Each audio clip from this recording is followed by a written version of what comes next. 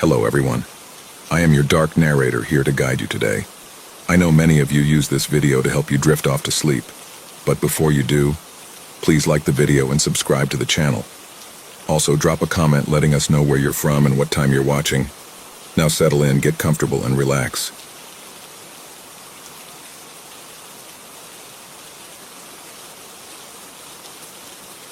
Hello everyone.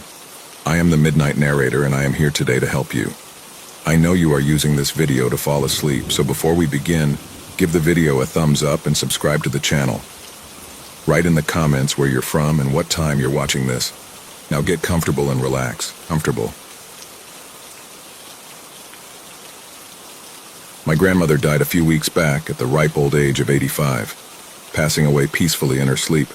By all accounts, she lived a damn good life, and I tried my very best to make it so. Lord knows she did the same for me. This has been a difficult post for me to write. You see, when a treasured loved one dies, especially one that you grew up with, the little solar system of your life is thrown completely out of orbit. Not that mine was ever all that stable in the first place. My parents died in a car accident when I was 2 years old, and I was a little too young at the time to fully absorb the emotional impact of being orphaned. When the prospect of being put into the foster system was brought up by the family lawyer, Grandma took me in without a second thought. Her home was our home. It's where I built my childhood. Honestly, you'd never meet a more charitable woman than my grandma. From the second I came into her life, all the way up to her death and even beyond, she's provided for me without fail. Another interesting thing about Grandma is the fact she was mute. I'm not talking about selective mutism here. I'm talking full-blown, constant silence. I've known that woman for my entire 32 years of life, and while I got used to it within a few months, to some it seems crazy that I never heard a word from her. Of course, we had our own ways of communicating back then. I picked up sign language pretty quickly, as kids tend to, and she always used to write on this little chalkboard for me. I thought it was awfully cute at the time. I got a call from her lawyer a few days after she passed, telling me she'd left her entire estate to me in her will. It doesn't matter how well you know a person, that kind of thing always hits you deep. Everything that wasn't covered by her donor card now belonged to me. A week or two passed, some papers were signed, and money changed hands. The wheels of bureaucracy turned slowly as ever, as my grandma's possessions became my possessions, and some eager patients became happy recipients of Grandma's remarkably healthy liver, kidneys, and lungs. Like I said, she was the giving type. The home was an old Georgian place. 2 stories, 3 bedrooms, and a well-maintained garden. I felt like a kid who just got a pony for Christmas. The problem was, I'm not a rich enough guy to pay the rent on an apartment and a house, and I'm not such a heartless bastard that I'd immediately sell my childhood home either, especially on this bipolar property market. I was speaking to a good friend of mine about it over a few drinks, and it was his idea to convert it into a rental property. I mulled it over when I was sober, of course, but my office job wasn't going anywhere, so I decided that being a landlord might be a welcome change of pace. That was when things started to go downhill. I showed up at the house with all my supplies on Monday, my car full of paint, tools, and industrial-strength bin bags. It took me a few minutes to gather the strength to go in at first. This house had a lot of history for me. Good times, bad times, like I said, this was where I grew up. And Grandma's death had made all the nostalgia taste bitter to me. The faster I did it, I kept telling myself, the less it would hurt. It's like ripping off a Band-Aid. The place had barely changed since I moved out at 21. It felt like a picture frozen in time, waiting for my return. I guess I granted its wish in that sense. It just didn't expect me to start tearing down the wallpaper. I was methodical, going from room to room, watching scenes from my childhood replay in the theater of the mind, before I started repainting and remodeling everything in sight. God, I forgot how ancient the place looked. Grandma's sense of style never really left the 70s.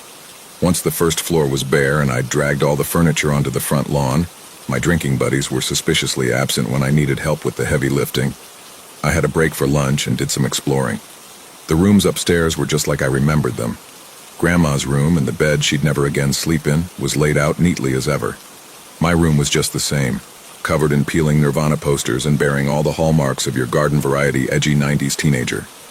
When I left home, I told her to turn it into a games room, or a quiet room where she could read her books. Just something she could enjoy. I guess she never got around to it, or she expected me to come back someday. Tears were welling up in my eyes when I saw that her old chalkboard was lying on my bed with "Welcome Home" written on it. The one room I hadn't yet checked was the attic. Back when I was a kid, I was never allowed up there. Grandma said, or rather wrote, that it was too dangerous, so I stayed downstairs whenever she occasionally made her pilgrimage up the hallway stairs. But Grandma was dead and I'm an adult. I figured that if the attic was big enough, I could convert it into a loft room and take on another lodger. It'd be more income if I was right, so it felt almost stupid to miss out. Flashlight in hand, I made my way up the stairs into the attic. The bulbs up there were long since fucked, so my only source of light was the thin shard emitted by the flashlight. I'd never been a superstitious man, but something about the attic made me feel uneasy. Naturally, at first, I didn't see anything but old bags, boxes, and suitcases. I made a mental note to check those later, while I forged deeper into the surprisingly spacious attic. My eyes were on the money, and the chances of being able to install a room up here looked hopeful. Then a shape got caught in the beam of my flashlight, and I felt my heart skip a beat. It was shaped like a leg, a baby's leg, like it had been ripped from the socket. I rushed over to take a closer look and felt the greatest relief of my life when I realized it was plastic. Shortly after that, a second wave of creep set in, because what was a plastic baby leg doing in my grandma's attic? I picked it up and swept the area with my flashlight, until I caught something familiar in the corner. That didn't make it any less weird, though. There were dolls. Hundreds of fucking dolls. Big, small, old, new, expensive, cheap. From porcelain dolls to Barbie dolls to American Girl dolls to Cabbage Patch dolls. All various sizes, shapes, materials, and colors. I almost dropped the flashlight when I saw all their dead eyes glaring at me, thinking my grandma was the next Rose West, until I realized that they were all fake. They were arranged in a big pile like some kind of shrine. When my heartbeat had normalized again, I took a few steps closer, letting my flashlight cut through the gloom. So my grandma had been collecting these all these years and she never wanted me to see them? Not a bad call, actually. They made me feel uncomfortable then. God knows what I'd have thought of them 20 years earlier. While I'm sure they had a lot of sentimental value to my grandma, they sure as hell didn't have any to me. And I figured that no lodgers would want to stay in a home that seemed like some demented serial killer's person-sized dollhouse. They had to go, all of them. I fetched some of the bin bags from my car and started packing up some of the smaller ones, just chipping away at Mount, creepy bit by bit. The way Grandma had stacked them didn't even leave them all visible. It was dolls on top of dolls, each one just as horrible as the last. All except one. I found her lurking underneath the others, her face buried in the back of a tatty rag doll. It was like she didn't want to be seen, or that my grandma didn't want me to find her. She was bigger than the rest, about the size of a 4-year-old child, but with slightly off proportions. Her little, pinched-up face was molded from rubber and plastic, and her long, black hair looked like fiber-optic tubing. It's one of those things that's difficult to put into words, but something about her just repulsed me.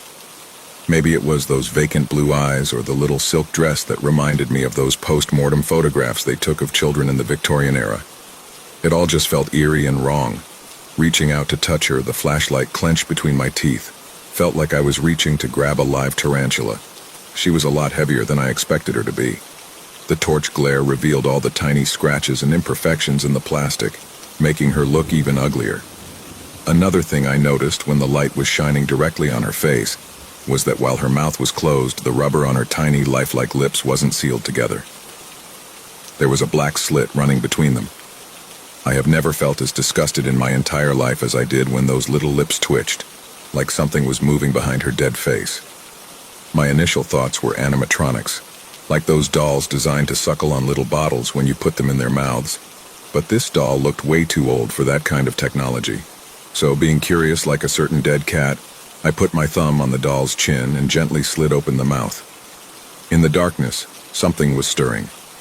The doll had a tongue, a human tongue, not just a severed piece of flesh rotting away in there, but a moving, wriggling, salivating tongue. It came bulging out past the lips, writhing lazily before licking at my thumb. It was hot, damp, and stank of cigarettes.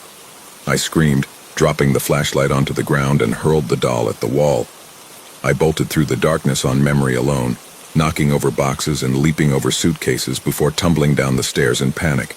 I must have cleared the second floor faster than any human being alive and sprang through the front door of the house, never looking back. The front door was open and the lawn was still covered in furniture, but I didn't care. The home was out of the way anyway. If people made the effort to come down here, they could take what they like. Fuck that doll. Fuck that house. I jammed the keys into the ignition and took off like a gunshot, leaving the neighborhood at 3 times the legal speed limit. It must sound crazy now, I know, but logic was the furthest thing from my mind. I tore my way home at 80 miles an hour and didn't feel safe until I was in my flat. The door slammed and locked behind me. I was hyperventilating for a little while. I threw up once, almost fainted twice. At the time, I tried to justify it, assuming that maybe it was the fumes from all that cheap paint making me see things, making me a little kooky. I'd been under so much stress lately, I'd gotten so little sleep, it's no wonder I'm imagining such ridiculous things. Fear is exhausting. It takes a physical toll on you. Once the initial shockwaves had passed, I couldn't think about anything but sleep. God, I was so tired I could barely stand. Moments later, I collapsed into bed, fully clothed. I was asleep before I even realized. Sleep wasn't much of a reprieve. I kept dreaming about that terrible doll crawling over my paralyzed body like a spider, dragging its warm, stinking tongue across my face. No matter how hard I tried, there was no pushing it from my mind. Its little blue eyes were branded into my thoughts. When I woke up the next morning, I felt like I'd taken a 12-gauge blast to the face. My head throbbed, my skin burned. I just felt so itchy all over, like my bed had been swarming with fire ants. Over time, the itches became more localized. When I realized that I could feel it definitively on my forearm, I peeled back my sleeve to take a look. There was a patch of skin that had gone hard and smooth, and I mean rigid, rock solid. It had an almost reflective quality to it where all the hair had somehow fallen out. The skin around it itched like hell, but when I went to touch the patch itself, I didn't feel anything. I found more of these patches on my body when I inspected myself in the bathroom mirror. Those hard, reflective, feelingless patches. There was one on my inner thigh, one on my belly, 2 on my chest, and another on my left bicep. When I tried to peel one of the patches away, it just started bleeding. The patches weren't growing on my skin. The patches were my skin. The next day, I had an appointment with my local GP about the issue. I stripped off in his office, letting him see the patches. A few more had grown on my legs since last time. And worst of all, he seemed equally baffled. I must admit these are really quite extraordinary circumstances, he said, while trying and failing to cross-reference my symptoms against known diseases on the medical database. I can't say I've personally seen anything like this before.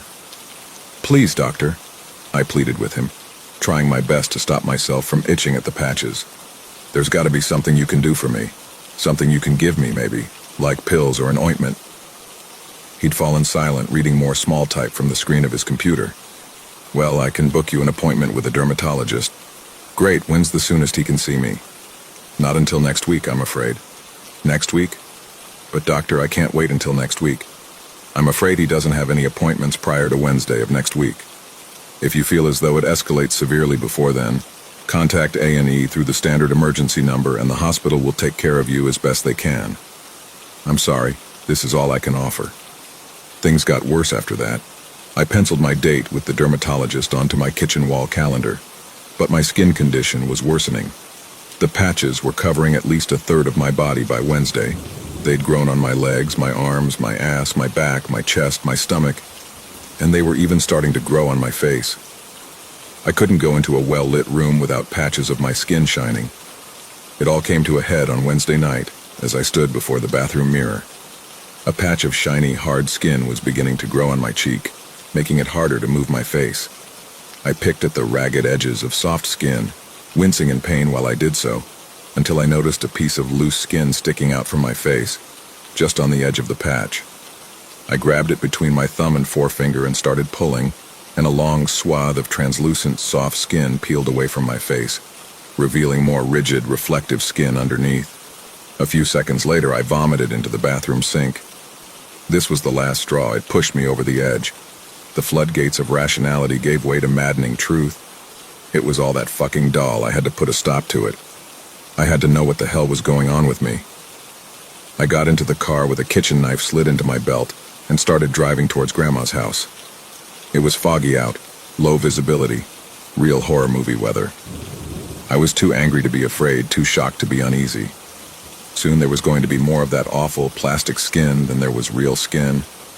I'd look like some perverse shop window mannequin. The furniture was still all over the front garden when I arrived. The front door was still wide open. Nothing had been touched. Frozen. A picture. Waiting just for me.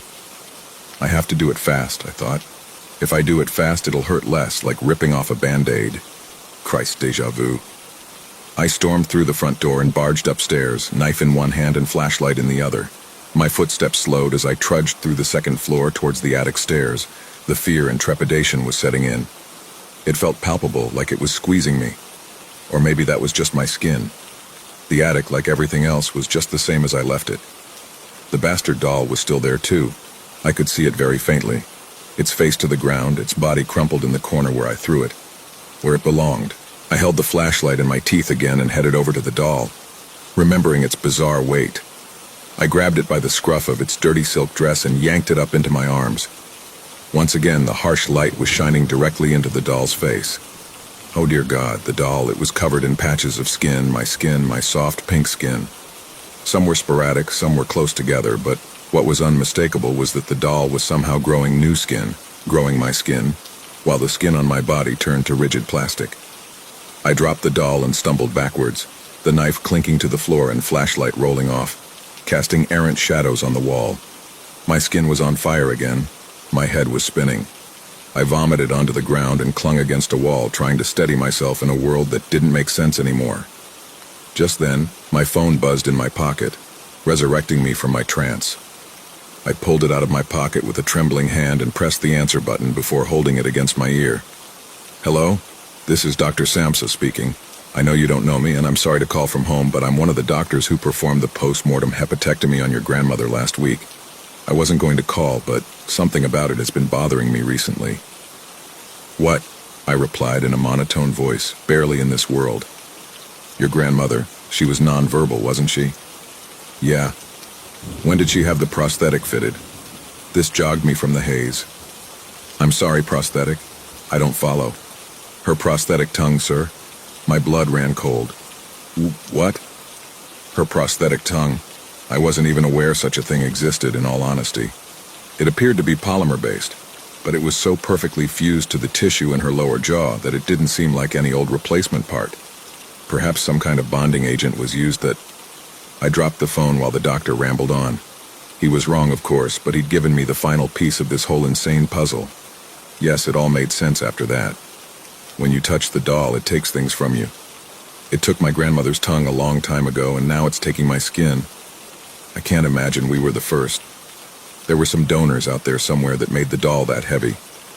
I walked from the attic, silent, almost catatonic, and sat in my car. I didn't move for quite some time, and in the sideways glances I made towards the house, I could have sworn I saw the doll at one of the second-story windows, staring down at me.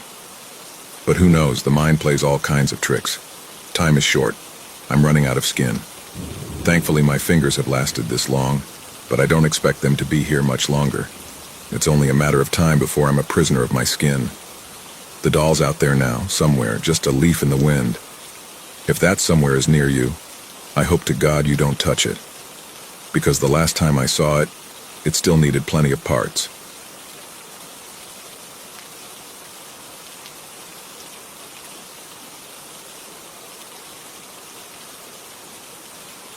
Growing up, Christmas was magical. The tree glowing softly in the corner, the smell of gingerbread wafting through the house, and the laughter of my family made it feel like nothing could ever go wrong. But there was one tradition that always felt off. Every Christmas Eve, just before bed, my parents would gather us around the fireplace. They'd turn off all the lights except for the glow of the fire and hand each of us a small bell. "Shake it once for Santa," Dad would say with a smile. "He needs to hear you." So we did. We'd each shake our bells in unison, filling the room with soft jingling, and then my parents would blow out the fire. And that was it. When I was young, I never thought twice about it. But as I got older, I started to notice strange things.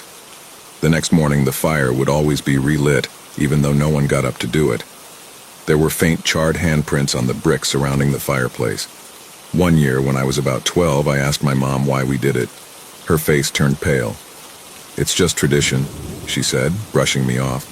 But that answer wasn't enough. Last Christmas, I decided to stay up. I was 16 and too curious for my own good. My parents and little brother had gone to bed. The house was silent and the fire had been snuffed out. I sat in the dark, the faint scent of smoke lingering in the air, waiting. At first, nothing happened. I almost gave up and went to bed. Then I heard it, a faint jingling like someone shaking a bell far off in the distance. I froze. The sound grew louder, closer, until it was coming from the chimney itself. I held my breath, staring at the dark opening, my heart pounding so hard I thought it might burst. Something moved. I didn't see it at first, but I felt it. The cold draft that followed as a tall, gaunt figure emerged from the chimney. Its limbs were unnaturally long, its head bent to fit under the low ceiling. Its skin was ashen, flaking with dark burns trailing up its arms, and it was holding a bell. It raised the bell slowly and shook it once, the sound sharp and clear in the silent room. I couldn't move. Its head turned toward me, hollow eyes boring into mine. A jagged smile spread across its face as it whispered in a voice that sounded like crackling fire. "You're not supposed to watch." The room went black. I woke up in my bed the next morning, trembling, my clothes reeking of smoke. My parents acted like nothing had happened, but when I went downstairs, I saw a fresh set of charred handprints on the fireplace, and a bell sitting on the mantel. I haven't shaken a bell since, but every Christmas Eve I hear it, and every year it gets louder.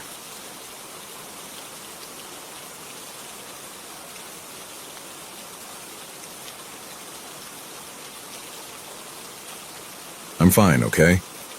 Finally, Human Resources seems to believe me. They're interviewed me a bunch of times, the police too, about what happened that night, Jack's last evening at our workplace, or anywhere else, seems like. And HR is convinced I won't be suing them. Why should I? Nothing happened, okay? I'm fine. And I have no idea where Jack, my former coworker, is. I'll tell you exactly what happened that evening.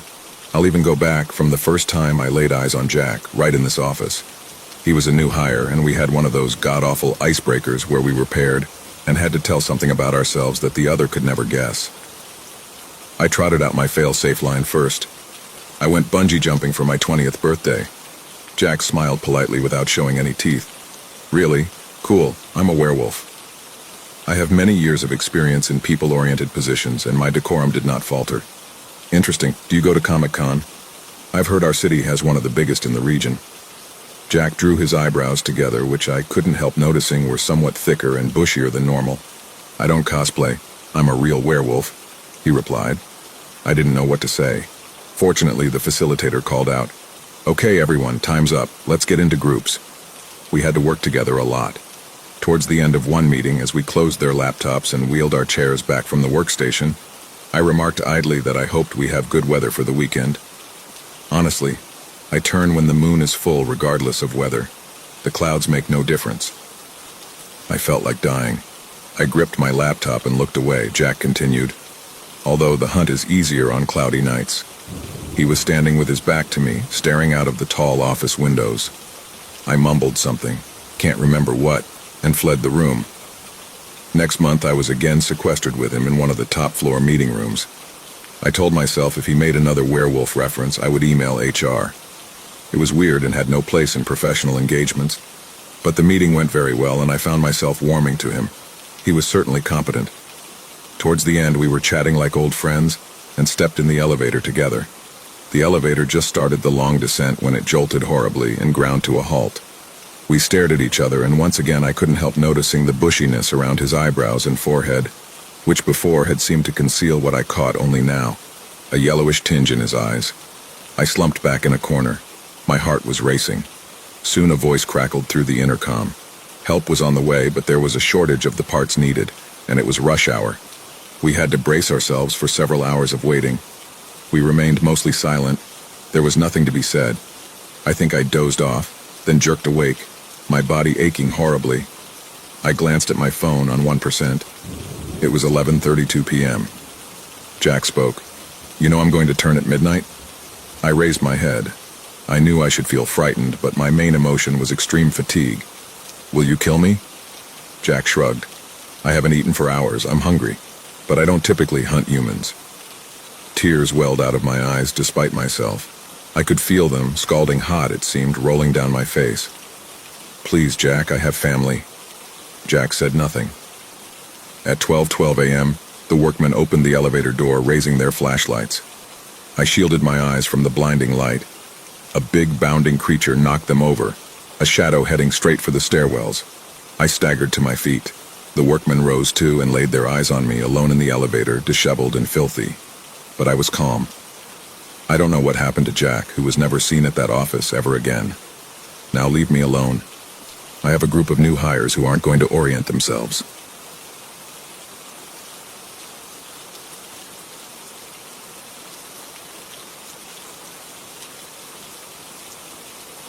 I didn't expect to rush a fraternity. Coming from a small town, I had always seen Greek life as a bit of a cliché. Drunken parties, exclusive cliques, and a lot of posturing. But when I arrived at college, I found myself wanting more. I wanted to feel like I belonged somewhere. I wanted to be part of something bigger. That's when I heard about them. The fraternity everyone whispered about. Popular, well-connected, with a reputation for being a little more elite than the others. They didn't need to advertise. You either knew about them or you didn't. The guys were charismatic and welcoming, and when they invited me to rush, I figured, why not? The first few days were exactly what you'd expect from a rush week. Icebreakers, meet and greets, parties with too much alcohol, and promises of a brotherhood that would last a lifetime. The guys in the frat were exactly as I imagined. Charming, confident, funny. They threw the best parties, no doubt about it. The house was massive, one of those old, well-maintained mansions with high ceilings and rooms filled with antique furniture. It had character, and everyone in it seemed to belong. Jason, the president, was the first brother I met. He was charismatic, almost too much so. You couldn't help but feel like you were the most important person in the room when he spoke to you. He greeted me with a handshake that felt more like a seal of approval than a casual greeting.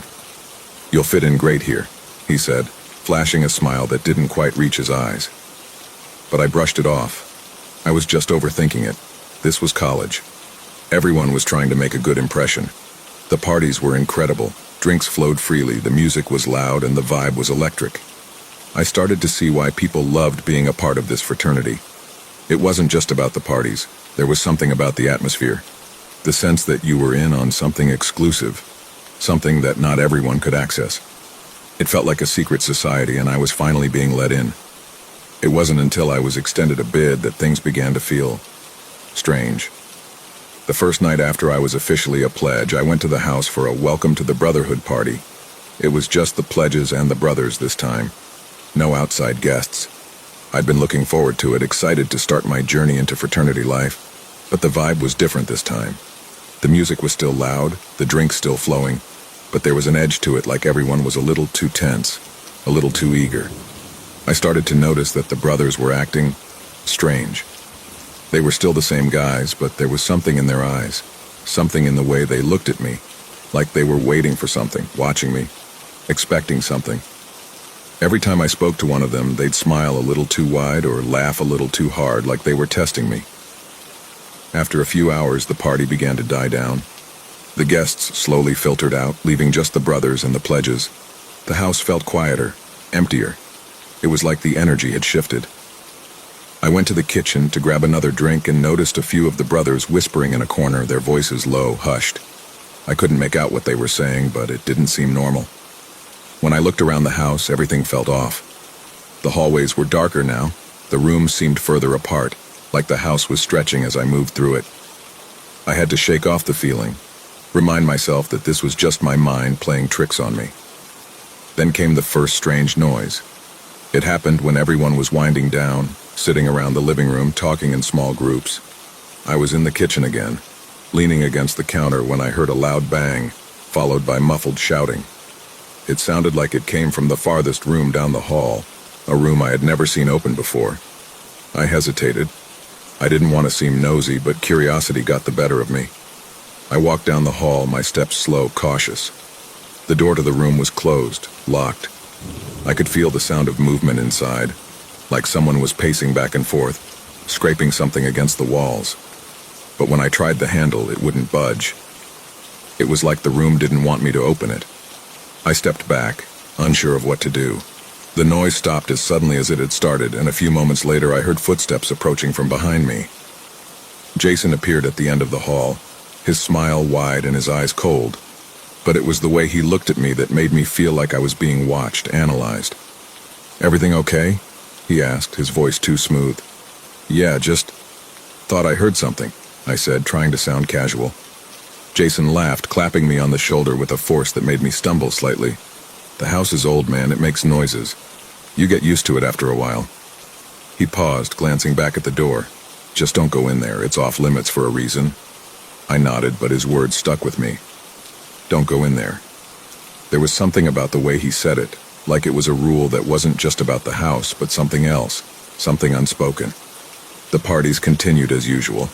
On the surface, everything seemed normal. But the more I spent time in the house, the more I noticed things that didn't sit right with me. The brothers always seemed to be in groups, never alone. When they talked to me, they asked questions that didn't make sense. Questions about my past, about my family, about my deepest fears. They weren't trying to get to know me. It felt like they were testing me, probing to see if I was ready for something. The locked room, the one with the strange noises, remained off limits. Every time I passed it, I could hear things. Sometimes it was shouting, sometimes it was whispers, sometimes just scratching, like something was trying to get out. I asked a few of the other pledges about it, but they all gave me the same answer. "Don't worry about it. You'll find out soon enough." That was the most unsettling part of it all. They didn't seem curious about the room, didn't seem bothered by it. It was just accepted. A week before Hell Night, things took a turn. The brothers called us together, all the pledges, and gave us a rundown of what to expect during Hell Week. It wasn't anything extreme, not like some of the horror stories I'd heard from other frats. But still, I felt this unease hanging in the air. It was almost like a collective tension, like everyone knew something was coming. Jason explained it casually, as though it were just another part of the process. Hell Week and Hell Night are important. It's about proving you're ready to join the Brotherhood. Don't worry, it's not going to be anything crazy. I wanted to believe him, I really did. But his smile, that tight smile, didn't make me feel reassured. It made my stomach turn. "You'll do a few challenges, push yourself a little, maybe some stuff you're not expecting," he continued almost too casually. "It's all part of the tradition. Just remember to stay calm, stay focused, and don't freak out." I looked around the room, at the other 15 or so remaining pledges.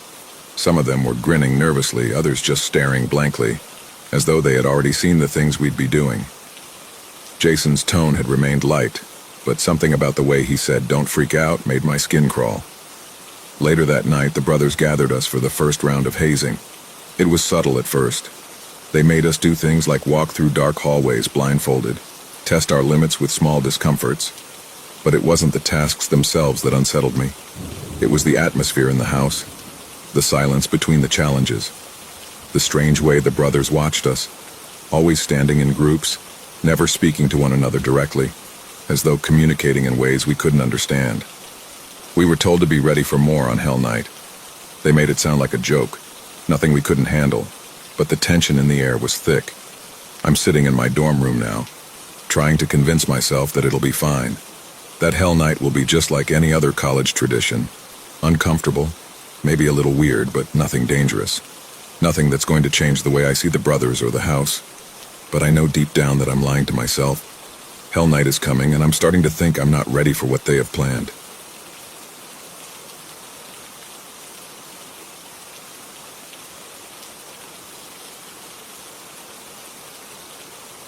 As I stood in the almost empty classroom with only 2 other students, I realized that signing up randomly for whichever course was available might not have been my best choice.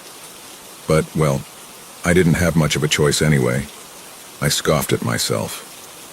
6 months, just 6 months of this, and I could switch to something else. My mood lightened at the thought of the pizza waiting for me that night. As I stood there, the door opened and a man walked in. He was well dressed, with long curls cascading to his shoulders and a face so striking it was almost otherworldly. I hadn't seen anyone so beautiful in years. The sight of him stunned me.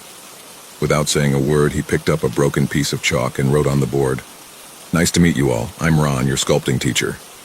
I blinked, startled. Teacher?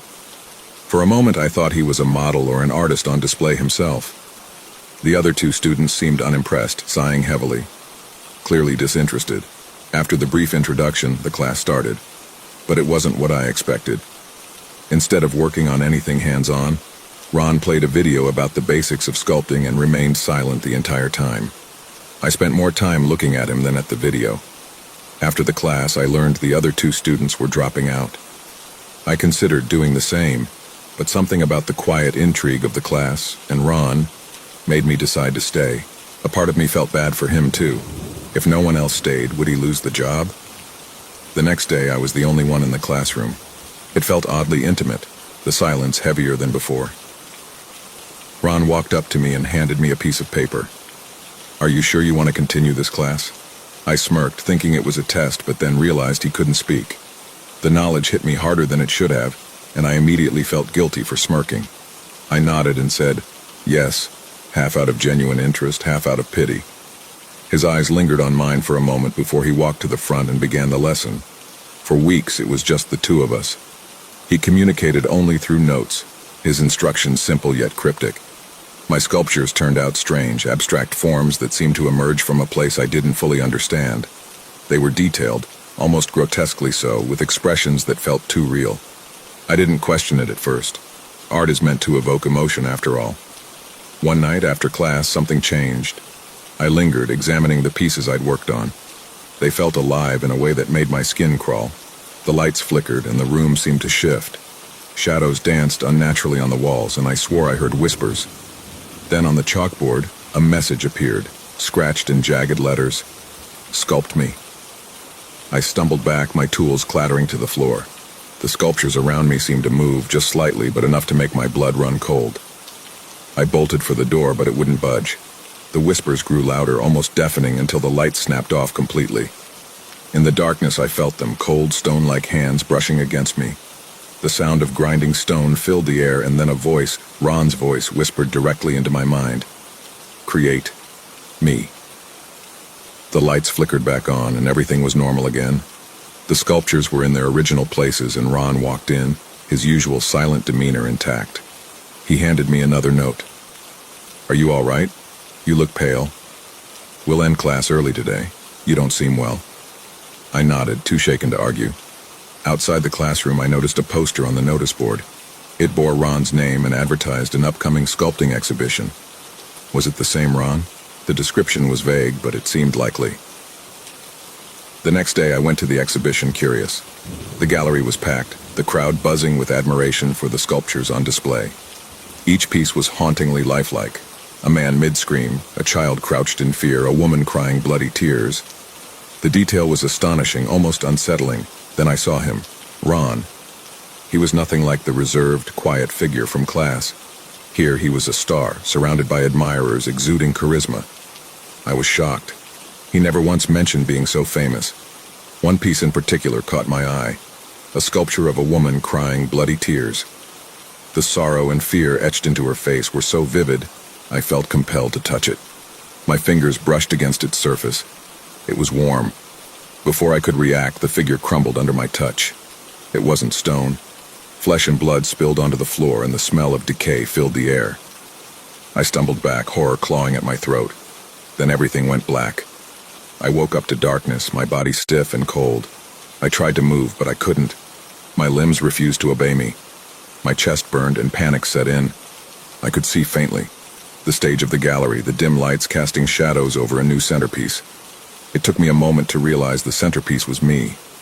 I was frozen in place, my body contorted into a macabre pose.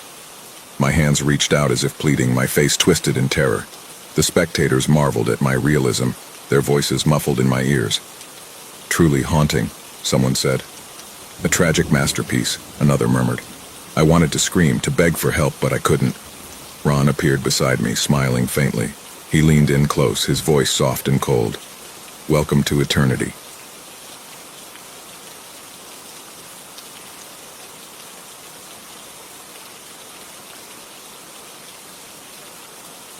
Another year and it's almost time. Christmas is almost upon us, and before that, Christmas Eve. Everyone has their own holiday traditions. In my hometown, we have our own as well. These traditions are observed every year without fail. Not just because it is tradition, but because if we did not, something bad would happen. The small township I live in lies in a sparsely populated area of the old country. I will not disclose where to keep everyone else safe from trying to investigate around this time of year. But it is a beautiful and idyllic town 364 days a year. It is just one day that we have to prepare for. That day is Christmas Eve. The town's records do not give us much insight on when exactly it started.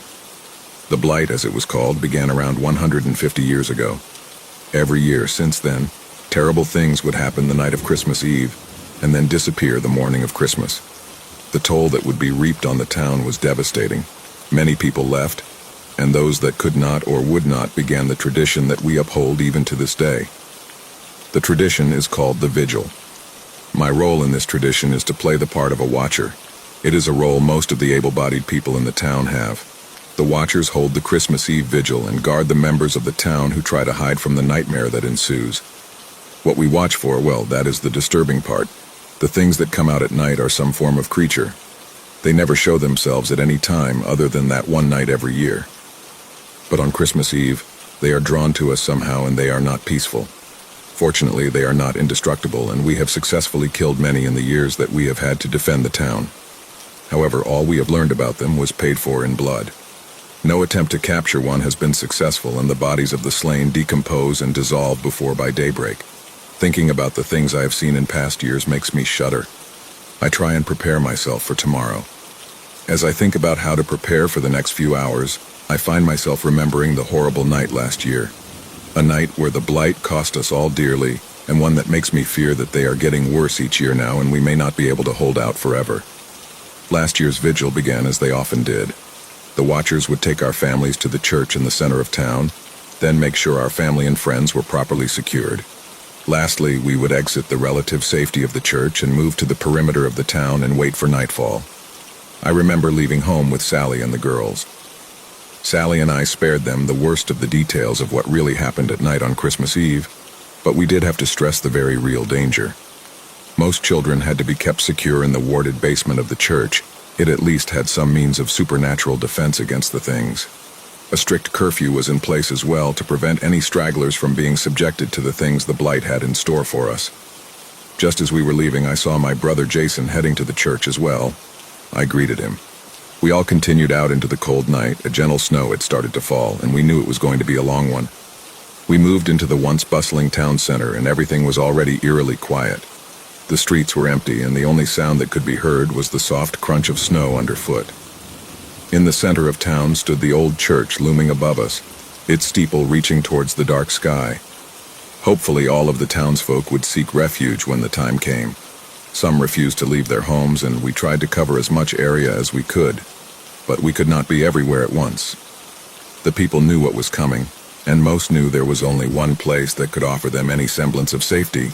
Inside the church, the pews were filled with people huddled together, clutching each other tightly. The fear in their eyes was palpable, and the only reassurance they had was the heavy wooden doors that stood between them and the outside world. Jason and I said our goodbyes and goodnights to our families and prayed we would see them again at dawn on Christmas Day. We left the church, and I remembered to place a large red bow on the door to the church. For some reason, this helped keep the weakest ones out. The larger ones, though, well, we had to look out for those most of all.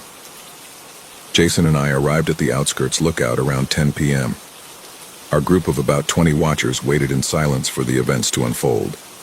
I gripped my homemade spear tightly in my hand.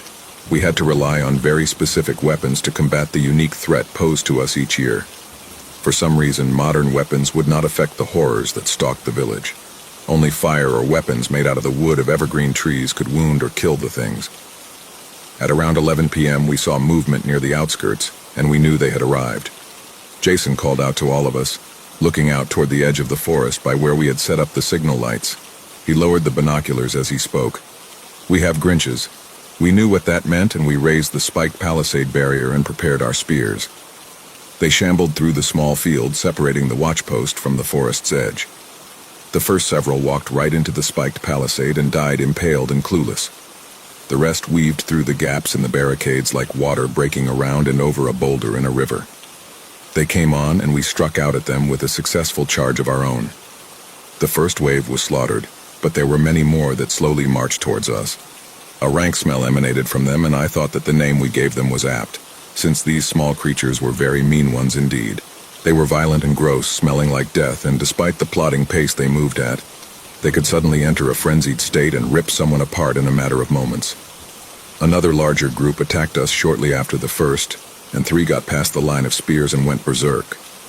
We stopped them before things got too bad, but it was already getting ugly. We managed to put down the rest of the Grinches, and only Charles and Abner had been injured, though their wounds would need to be sterilized promptly as the vile claws of the Grinches would quickly cause an infection. The injured men were treated, and we were all surprised a larger wave of foes did not show up.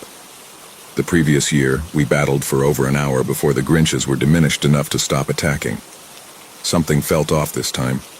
Then to my horror, I saw Grayson's body turn to ice in an instant, then shatter into thousands of pieces.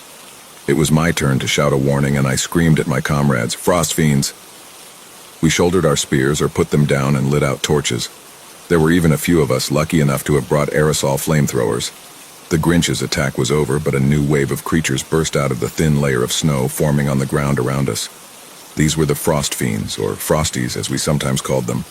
They were humanoid figures with icy blue skin and razor-sharp claws. They moved with an otherworldly grace, their eyes glowing with an ethereal light. Though they could eviscerate us with the icy talons they possessed, they were uniquely deadly for their ability to turn unprotected people into ice. Only holding a torch or being near fire seemed to keep them from freezing us. The other watchers paused in both shock and terror over Grayson's sudden death and the appearance of 3 Frosties at once. Normally we might see a single freezing killer in our midst, but 3 at one time was very bad news. Before we could blink, the Frosties were moving, and Charles and Abner, who had just been patched up after the fight with the Grinches, were swiftly decapitated by the impossibly fast monsters.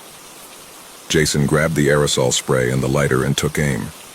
A frost fiend that was rushing towards us let loose a terrible shriek as the jet of fire engulfed it and quickly melted its frozen body to a puddle of steaming water. The other 2 were already moving, trying to slay the source of the hated flame. I lunged forward, covering my brother with my torch, and I managed to push the flaming end into the freezing form of one of the fiends. It was burned but remained in one piece and rushed at me. Byron jumped at the thing and slammed his own torch into it, and several other watchers followed suit. Eventually, the massed attacks reduced it to a puddle of liquid like its fellow. The rest of the watchers were being sorely pressed by the remaining fiend. It had killed 4 of them, and the other aerosol flame sprayer was somehow lost or broken. Jason and I managed to use the remaining flame sprayer to destroy the thing, but the damage had been done and our group of 20 watchers was reduced to 7. We saw another group of Grinches in the distance, and we were about to try and restore our position to ward them off when we heard something that made my heart sink. The bell at the church was ringing. How could it already be ringing? It was so early. The attacks had just begun and they were there already. The bell only rang when the church itself was under attack, and it was a signal that all watchers needed to pull back and focus on defending the church. Jason and I both looked at each other, panic plain on our faces as we thought of our families sheltering at the church. We gathered our spears and torches and returned to the church as fast as we could. The retreat was terrible, and we were harried by more creatures. We lost 2 additional comrades when we ran right into a large throng of Grinches. They sacrificed themselves so that we could escape. We heard the sounds of other watcher groups being torn apart, and the telltale of bodies being frozen and shattered. We finally arrived at the church and we saw what was happening and panicked. The reason they had moved into town and could attack the church so soon was the head of the horde was led by the worst of them all. It was a Krampus. We did not know if it was a single entity like the famous creature its namesake derives from, or if it was a particular species of monster that had more than one. Mercifully, only one ever seemed to show itself during these attacks, but one was enough. The thing was massive, and it possessed frightening strength and durability. Few ever reported successfully wounding the thing, and no one alive currently could boast of slaying one. Normally, a Krampus would not even show up most years. When they did the attack, it would be particularly terrible. It possesses the ability to drive the lesser creatures into a manic frenzy, and can command them as efficiently as any general. We were in very real trouble. No one I knew had faced one before, but I had heard that defeating it could cause all the other creatures to retreat, thus ending the attacks at least for that night. Not a theory I could put much stock in, since no one in this generation had successfully defeated one as far as I had heard. With the townsfolk barricaded in the church, Jason and I, along with 4 surviving watchers, faced the mountainous bulk of the terrible creature. We looked at each other, unsure of how to fight such a blasphemous titan. Zack broke ranks and charged the thing and threw his spear at it. The throw was good, but to our disbelief the Krampus caught the thrown spear, and then snapped it in half and discarded the broken parts. I swear I caught a glint of a smile on its horrible face.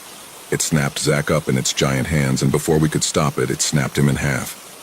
Blood sprayed everywhere, and we all looked on in horror as the blood-soaked monster charged at us immediately after dispatching our friend. Jason pulled me aside as the monster bowled past us, narrowly tramping us. He told me urgently, "I have an idea.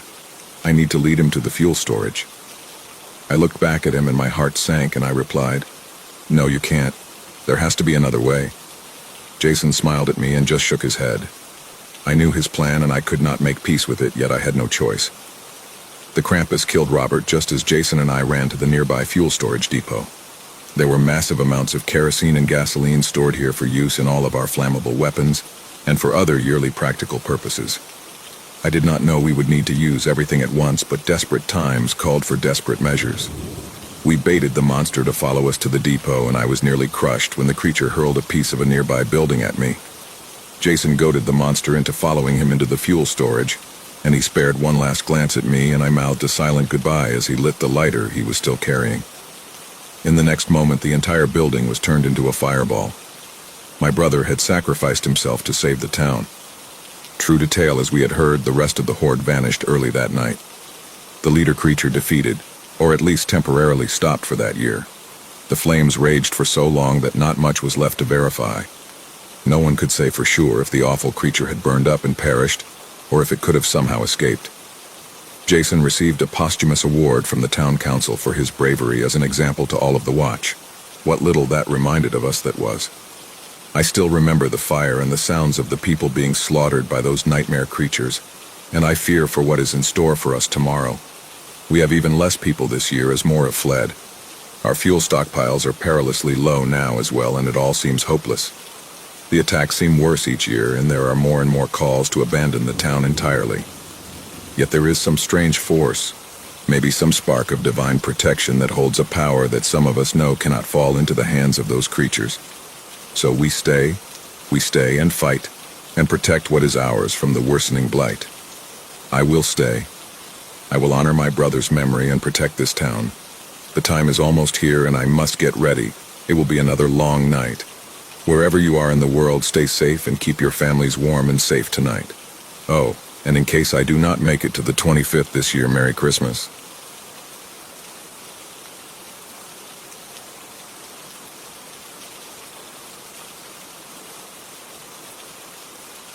It's a Wonderful Life started again on the big screen behind the bar.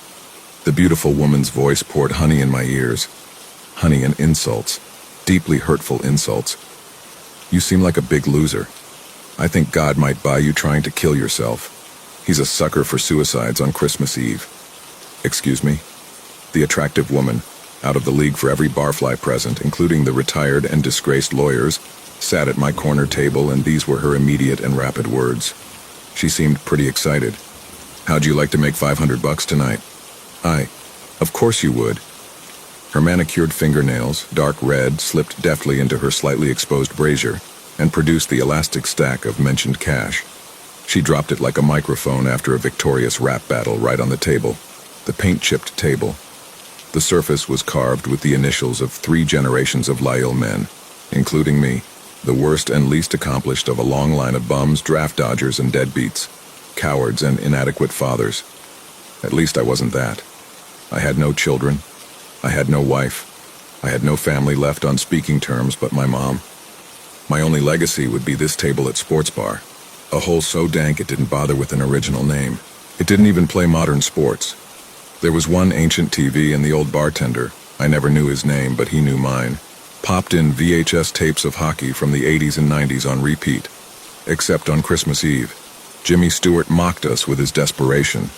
He, George Bailey, the character Stewart played, had a wife, kids, a job. Yet he still thought about killing himself on Christmas Eve. Nobody here, none of us unfortunates, had anything on George Bailey.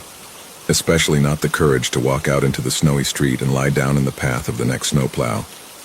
Born at the wrong time, said Beth, the aged prostitute. Still game if you are. Watching It's a Wonderful Life with intensity, like she hadn't been here since the morning and seen it half a dozen times. $20 for Beth, for you name it. I think she married the bartender years back. Neither seemed to remember. Merry Christmas, Beth, the bartender said.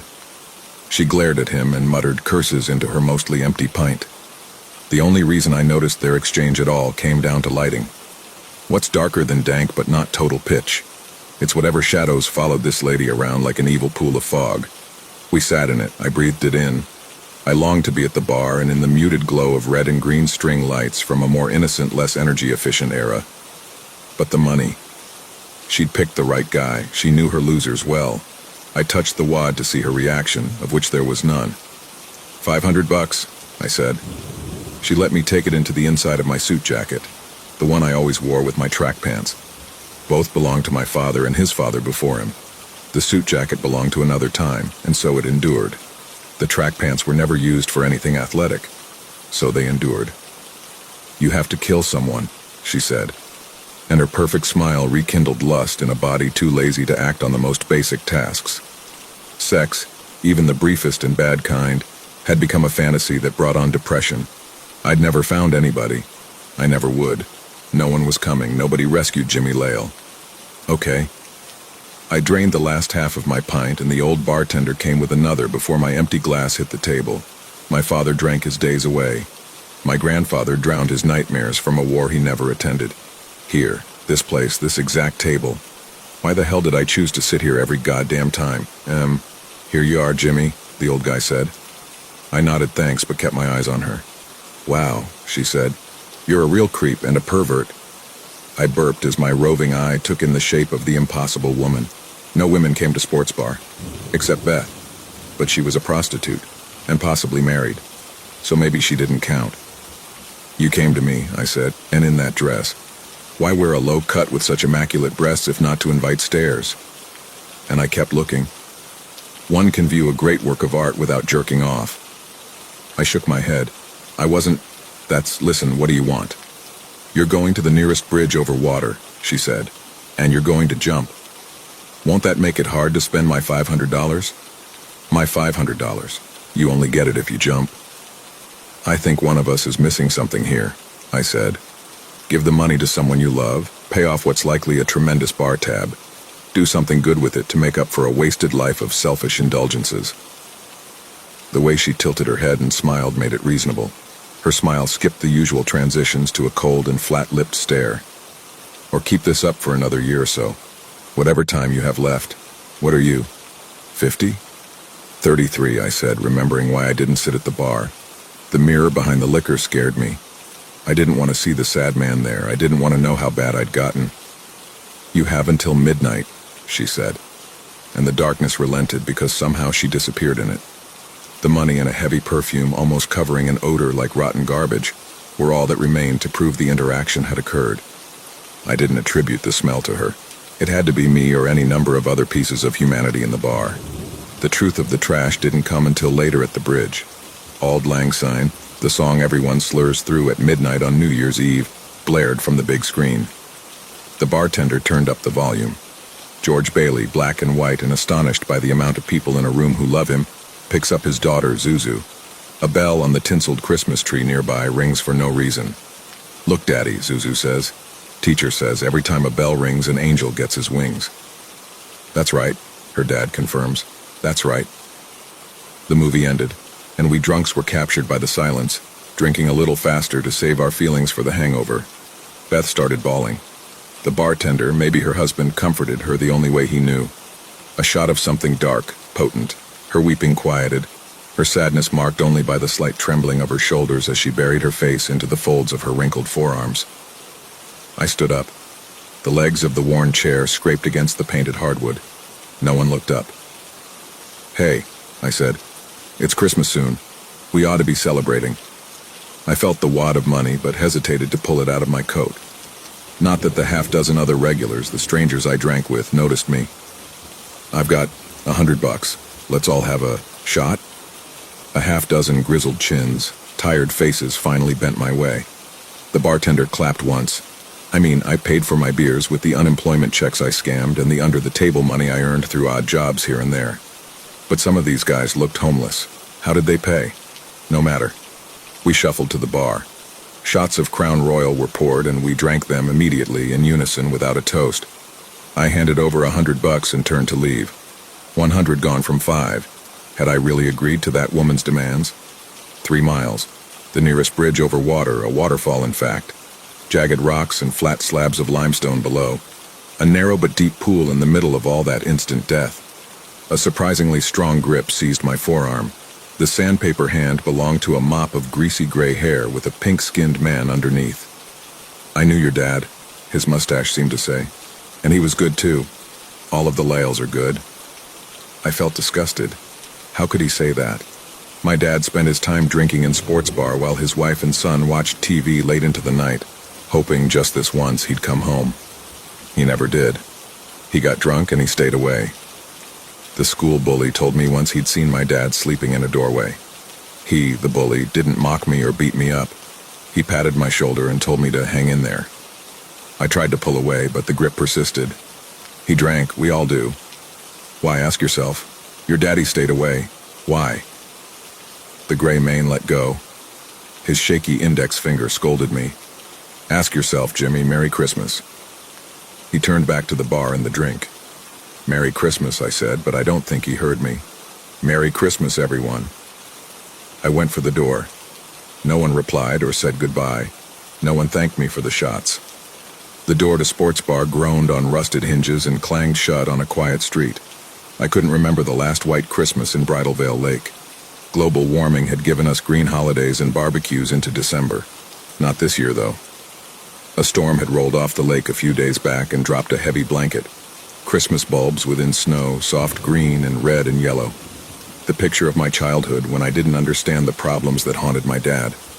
I still don't get it, but I know he passed them along like a tradition. A gift I opened every day and couldn't see clearly. An empty box except for the darkness it contained. Light trails of white dust slithered over the plow-impacted snowbanks. The sidewalks had been made into corridors. I shivered in my suit jacket. I didn't own a winter coat. Too expensive. Plus these bouts of weather were brief in the modern age. The temperature would swing wildly above freezing within a day or so. Then the pretty decorations would be set again in mud, litter, cigarette butts. Each step produced a small but satisfying crunch of powder beneath my sneaker. The southeast part of town had been zoned for factory residential about 100 years ago. The companies had long gone. They left rusting masses on barren tarmac. The vacuum of their absence tore at once thriving neighborhoods. Whole blocks were abandoned. Kentland Road, my street, had survived because of the buses to Tour Hill.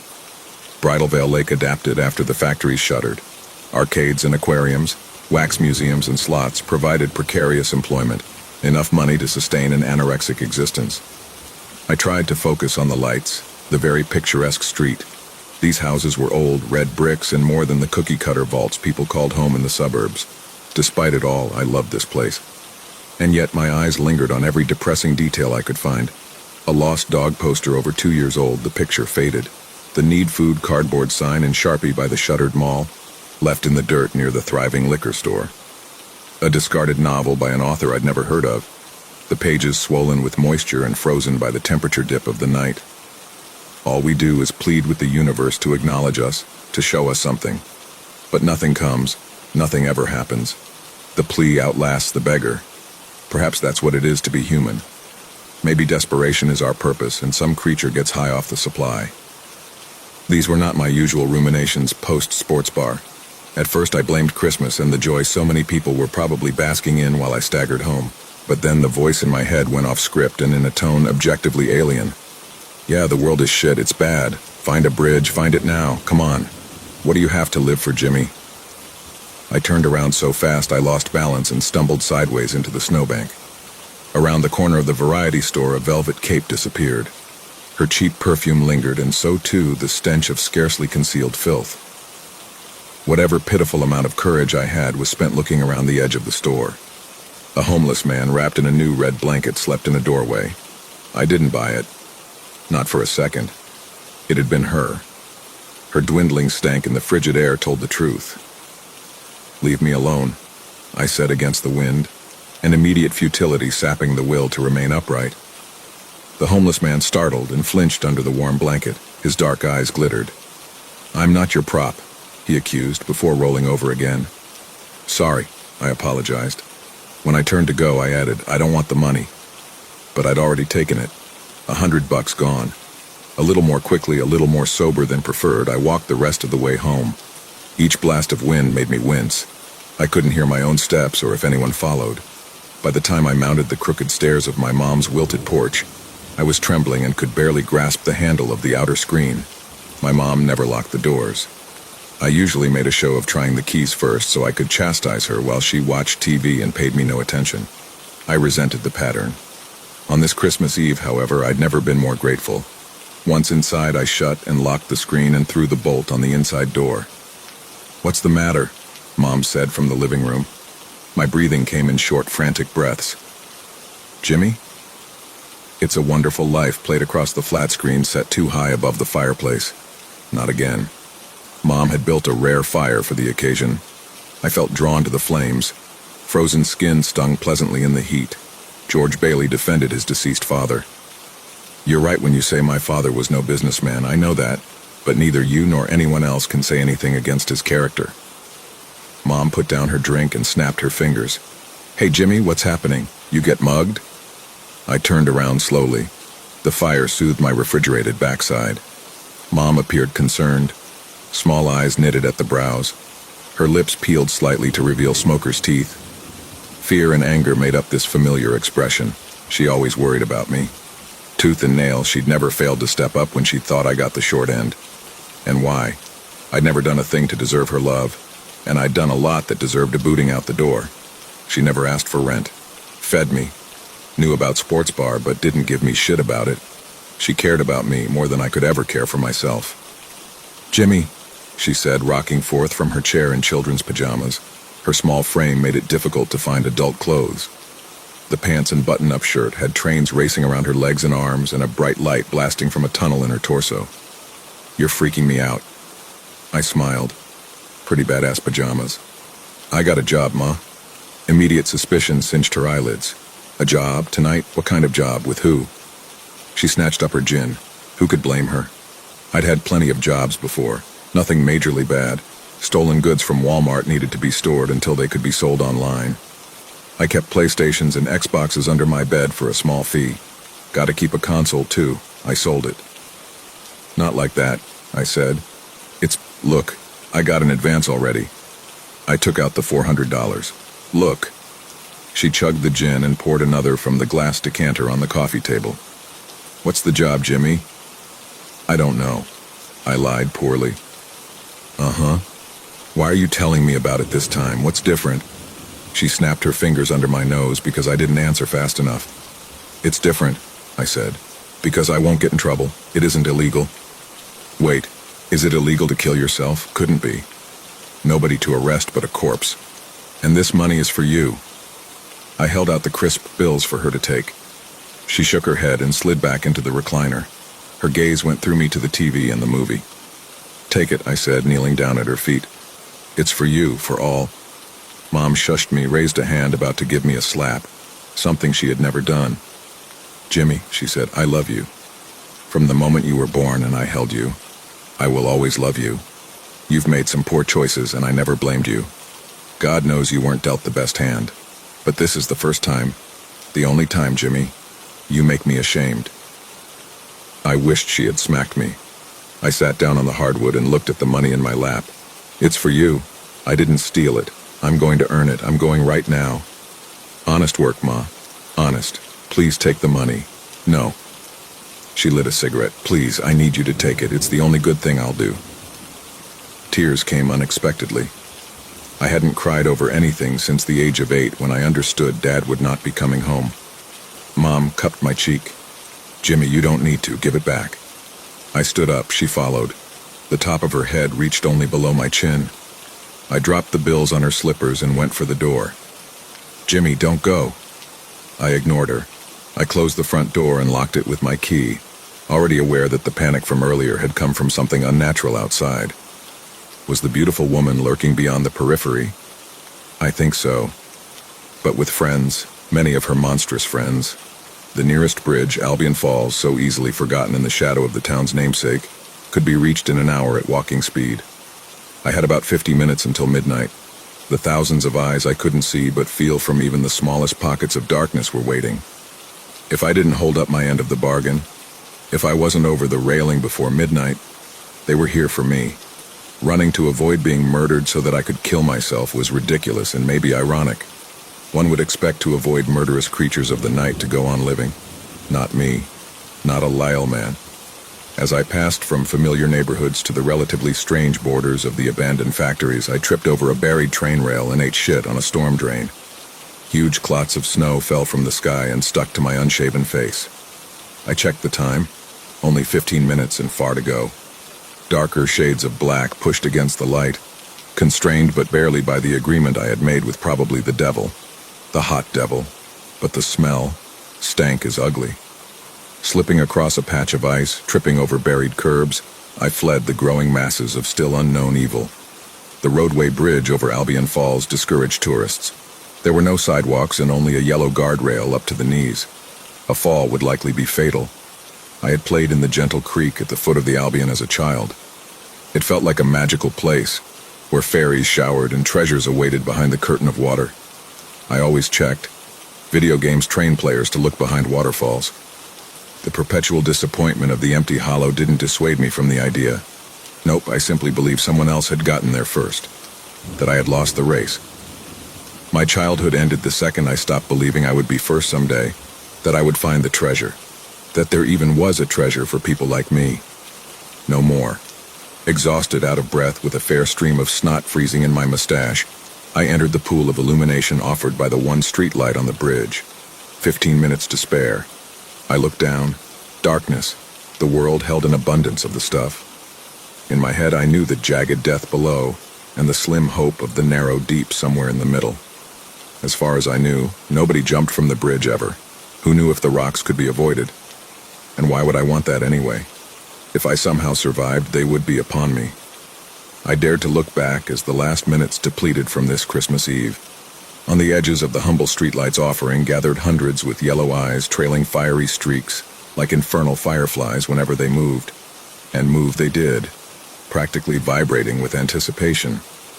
So many of these evil things together produced a fetid heat that burned the snow into rolling streams of fog. A vapor wall came for me, and I did not want to breathe it in. I stepped over the guardrail. Eager creatures or not, I had no reason to stay. Even if Mom didn't keep the $400, my absence would make her rich in savings. The world would be a far better place without Jimmy Lale in it. Pointlessly, as if I could see anything below, I closed my eyes and began to lean forward. That's when I heard the splash, a watery thunk followed by loud bellowing. "Help! Help!" A collective nasty little snicker came from the group on the road. I ignored them. Hello? Is there... Help! I'm not sure what happened next exactly. Never in my life have I done anything heroic or even helpful that I can recall. Yet I searched for the childhood path down to the bottom of the falls. When found, I didn't hesitate, despite a near-total inability to see jack shit at all. Help! The call for aid grew fainter. A familiar slab of angled limestone said I only had to jump onto its horizontal twin to reach the bottom. I did, but slipped on the icy spray coating the rocks. Straight into the unseen pool, I bumped into the drowning man. He calmed immediately, and I dragged him onto the flat limestone with surprising ease. I'm not strong, he was light. We clung together as we negotiated our way back into the light, shivering uncontrollably. Those creatures were nowhere to be seen, and I half believed they'd never been there in the first place. The no longer drowning man, now illuminated, turned out to be chubby, red-faced, and balding. A Santa Claus if he'd shaved off his beard. "You okay?" he asked me. "Mr. What? You're not going to do it, are you?" "Do what?" "Jump." "Jump? How did you... Wait a second. You jumped from where?" He'd had to have been above me, higher on the bridge, to have landed in the pool. There is no structure above the roadway. It's like he fell out of the sky. "Where did you come from?" He smiled. "Heaven, Jimmy, I'm your guardian angel." Before I could say another word, a black streak whipped between us. Her perfume and the subtle rot clotted my nostrils. I wanted to be sick. The beautiful woman had him by the throat and off the ground. His feet dangled, and he couldn't breathe. "Well done, Jimmy," she said, and the interior of her eyes filled with blood. "Angel is the rarest delicacy for my kind. This is a true gift." "What's happening?" I shook violently. "You can go now," she said. "I doubt you'll want to see this." The sad eyes of the shaven Santa Claus looked shocked at the betrayal. After all, he'd leapt into the water to stop me from jumping. Just like the film. This couldn't be real. I wasn't George Bailey. "I can't," I explained to the old man. Despite his impending death, he smiled as if to say, "It's fine, Jimmy. Go on back to sports bar. Your mom?" $400, I began to weep. "Please, lady," I said. "Let him go. I'll jump. I'll do whatever. You can have me instead." She snickered and looked simultaneously revolted. "We're quite full of low-grade human blood, thank you. Probably get drunk off you." Fangs escaped her gums. She bared them, a warning, a promise. "Go, before I let them have you." She laughed. The monstrous shades appeared and closed a circle around the light. I could see more than their eyes. They were not beautiful like their master, and they did not hide the foul cloud emanating from their skin and salivating maws.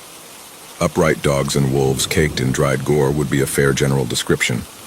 Though there were more unique oddities in the group, too many to name, too frightening to write. "You," I said, "can't have him." My voice broke like a prepubescent boy, which she found quite amusing. She tossed the feeble angel across the road. He slid in the layer of snow and bumped into the guardrail on the opposite side. "Jimmy," she said, "if you want to die by my hand, I'll oblige." Black claws stretched and curved and serrated from her fingertips, right before my eyes. The midnight church bell tolled, the waves of sound dismissing the disruptive wind as if the creative breath of God had poured forth angrily from his nostrils. Every creature sank low and laid their faces against the snow. Powerful, blinding light pulsed with the tolling. The beautiful woman finally became uncertain and quite perturbed as a fiery gladius blade exited where her black heart should be. The angel, no longer feeble but grown in stature, muscle, and beard, yes, a long flowing beard, unfurled marvelous golden white wings. "Every time a bell rings, bitch," he said to the dying vampire. The glamour fell. The perfume vanished. She looked a lot like the others, except larger in stature and with leathery wings under her hairy arms. Her body fell to pieces and twitched. Panicked eyes searched everywhere and popped out of decaying sockets, rolling away toward the rails, an escape attempt. They squashed rotted grapes under my sneakers. I slipped, but a strong hand caught my forearm and brought me back to level. We were alone on the bridge. The snow smelled fresh again, the world clean. Magic had returned to Christmas Eve. He smiled. The fiery sword evaporated. His wings diminished and faded from this veil of tears. The heavenly glow, the golden armor turned to sparks in the wind, carried away to the sky where they were indistinguishable from the stars. He kept the beard, though. In this more humble form, he took my hand and shook it. "Thanks, Jimmy." "Thanks, shouldn't I be? You saved me." He chuckled. "I jumped in the water to save you. You jumped in to stop that creature, proving you're not what you think you are." I wasn't used to praise. I tried to turn away, but his grip, still soft, couldn't be shaken. "What do I think I am?" He only raised his bushy white eyebrows. "A loser." "Ah, but now you see, Jimmy, you proved your worth not to me, I always knew, but to yourself. You were prepared to die to try and save me." I thought about it. All that had happened would take serious time to process. Maybe therapy. "Why did he stay away?" he asked. "What?" Of all the things to say, I'd just started to feel a little better too. Bringing up Dad, the nerve of some people, angels. "Your father drank, Jimmy. He drank a lot. He couldn't stop. He couldn't control himself, and he knew it, so why did he not come home most nights? Think about it." I didn't want to. Dad was an asshole. Grandpa was an asshole. And a drunk like his son and grandson. But Grandpa came home every night. "Oh," I said, understanding finally. He stayed away. He didn't want to do what had been done to him. My whole face trembled, freeing grief so long buried. I'd hated my dad since childhood. I felt numb when he died. But he was a hero. I sobbed into the angel's chest. Whoa, slow down. Not a hero. Heroes do heroic stuff. It'd have been heroic to overcome his drinking and be there for you and his wife. But you said, "He did his best, Jimmy. Everyone does their best, and it isn't heroism, it's humanity. He finally let go of my hand and backed away. Wait, where are you going? He smiled more deeply, the wrinkles framing sparkling blue eyes. He pointed up. I looked where he pointed. When I looked back to Earth, my guardian angel was gone. I didn't even know his name. What do I do now? Where are you going, Jimmy? His voice whispered in my ear with emphasis on you. That's the question you should ask yourself from this moment. Never stop asking, son, until you're there. There? You'll know you're there when you're there. What does that mean? I looked around frantically. I shouted into the cold night air. What does it mean? He'd called me son. In the movie, Clarence the Angel is a deceased human who's become an angel, trying to earn his wings through good deeds. Dad? I never got an answer on that. The angel had truly blown this popsicle stand, and I was on my own. I'd like to say I ran through the streets yelling Merry Christmas at everyone and everything, and that a horde of friends welcomed me into my own home. But I've yet to become George Bailey because he's a hero in his story, and I remain only human, imperfect, though sober, one day at a time. I apologized to Mom, gave the $400 to charity, got a real job at the local grocery store, work out a lot, got into martial arts, took a course on folklore because this mild-mannered persona is a cover, of course. For fuck's sake, did you just read this shit? Vampires are real, and angels, probably a whole lot of other evil too. So now instead of drinking, I hunt what hunts us. I set up headquarters where I met my first vampire. Merry Christmas, you wonderful old sports and bar.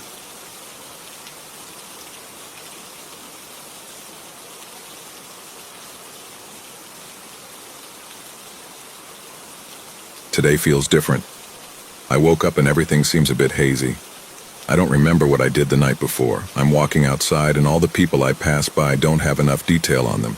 Neither do the houses. They're like a smear on a lens, or a painting not yet finished. I don't think I've fully woken up yet. I don't quite know where I'm going. I don't exactly know where I've been either. All I know is that I have a headache. There's a constant drumbeat echoing in from someplace far away. I don't know where it comes from, but I can't escape it. I know this street, but how did I get here? There's my old house, the one I grew up in for 18 years. It's exactly as I remember it, just a little bit foggier. I think something's waiting for me in there, but perhaps I shouldn't impose. The front door opens, and there I see Penelope. My wife, she looks just as beautiful as the first time I saw her, 24 years ago. I remember it vividly. She was standing on a beach a few yards away, her hair and white sundress blowing in the wind. The sun was in my eyes, but I couldn't stop looking. She stood there smiling that same smile, and I just knew. And here we are. She hasn't changed a bit. Her smile cuts through the haze. She says I must come inside. Of course I will. And there's everyone else all gathered around.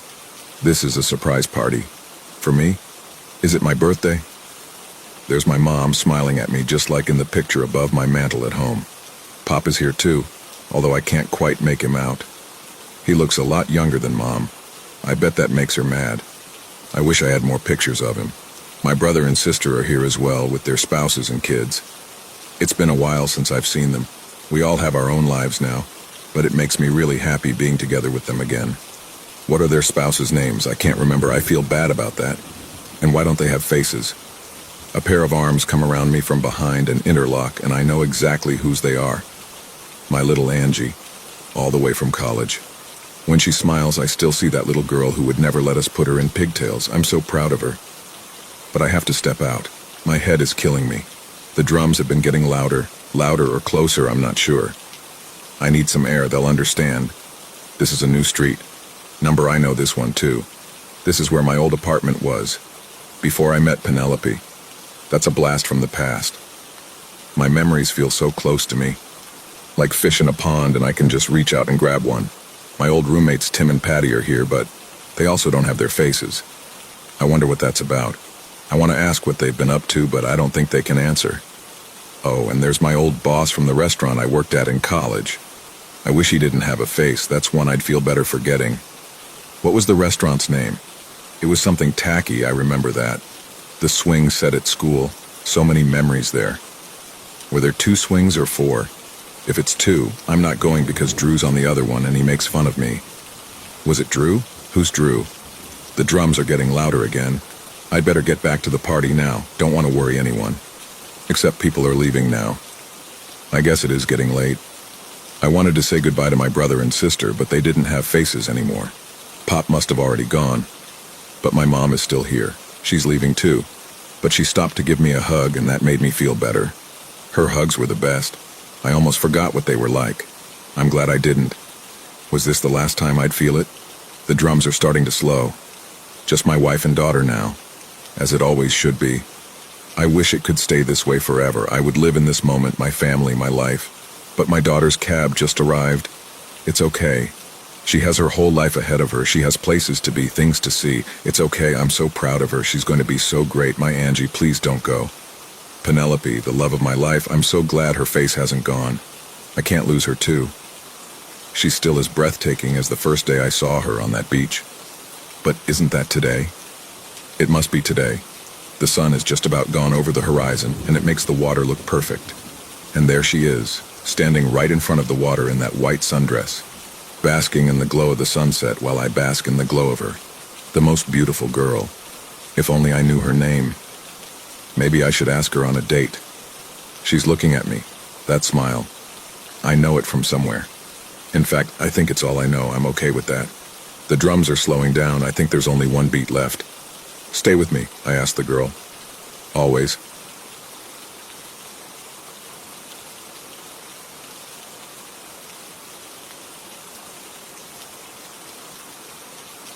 Within the span of 30 days, my life was completely turned upside down by an unforeseen event.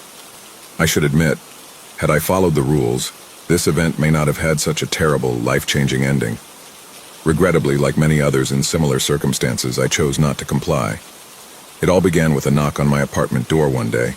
Standing before me was a man dressed in a suit and tie, the epitome of a typical salesman I encountered regularly on the streets. Naturally, he introduced himself as such, which came as no surprise. However, what astounded me was the product he claimed to be selling. Life, declared the man. I'm selling life. He proved to be the most foolish salesman I had ever encountered. Who in their right mind would believe such a thing? I was on the verge of abruptly closing the door, but he prevented it from shutting completely. I'm not imposing anything, but perhaps you could spare a moment to listen, he suggested. If you're still uninterested by the time I finish speaking, I'll leave. He delivered this with an amiable smile. However, I'm confident you'll be intrigued. This product is truly one of a kind, he continued. Strangely enough, his manner of speaking managed to convince me to lend an ear. All right, go ahead. If I find myself uninterested, regardless of whether you've concluded or not, I'll slam this door shut, I informed him. The man proceeded to explain his product. According to him, he had the ability to sell me any kind of life I desired. If I grew dissatisfied with my current existence, I could purchase an entirely different life from him, one that could be drastically divergent. For instance, if I were a lonesome 9-to-5 employee discontent with my situation, I could acquire the life of a successful, carefree CEO of a major corporation. I could transition to this new life as soon as the following morning. It sounded fantastical and to some extent intriguing, but it made no logical sense. Could my life truly transform 180 degrees overnight? I questioned the process behind such a claim. Seriously, how much does that cost? I chuckled, posing the question in a jesting manner. Only $999,999 per year, sir. However, you can only purchase it with the money you possess in your current life. You cannot utilize funds from the newly acquired life, he responded. Absurd. I don't possess that kind of money, so no thank you, I exclaimed, slamming the door shut. Yet I heard his voice from the other side. We offer a 30-day free trial feature. His explanation may have seemed incredible, implausible, and utterly nonsensical, but a part of me felt intrigued, yearning to learn more. As a destitute and solitary 9-to-5 worker, my discontentment with life surpassed mere dissatisfaction. I despised it. Thus, I reopened the door and inquired further. Here's the proposition, the man elucidated. The lives we sell once belonged to individuals who have passed away. They sell their lives to us after death, in exchange for financial support for their families. I presume that is where you'd like me to begin. He initiated his explanation as I invited him to sit on my couch. You can purchase and live these lives as if they were your own, through an annual subscription fee. Naturally, since this product has no physical form, there is no way to ascertain its suitability for you, right? Hence, we offer a 30-day free trial feature. If, after the trial period, you decide our product isn't to your liking, no problem. We will reclaim it, restoring your original life without any payment required. It's completely free, he assured me. Wait a moment, a subscription? What if... I trailed off. Let's say I have enough money to pay for the subscription. But then, after a few years, I run out of funds. I can no longer afford it. What would happen to me?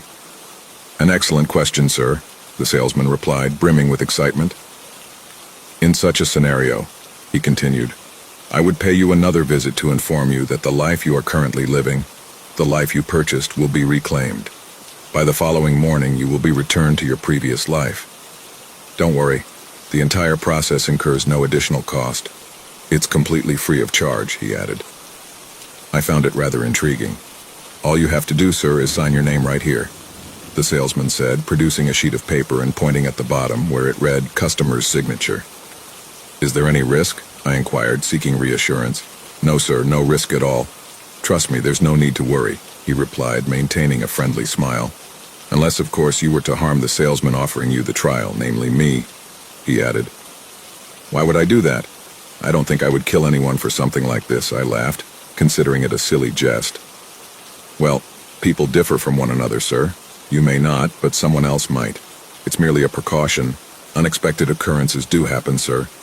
Therefore, I see no harm in being prepared, he responded calmly, his amiable smile unwavering. I informed the salesman that I desired a life of wealth, handsomeness, and playboy-like charisma. I wanted to possess everything I desired, a glamorous existence perpetually surrounded by alluring women. Of course, sir, he acknowledged, jotting down my request on the paper.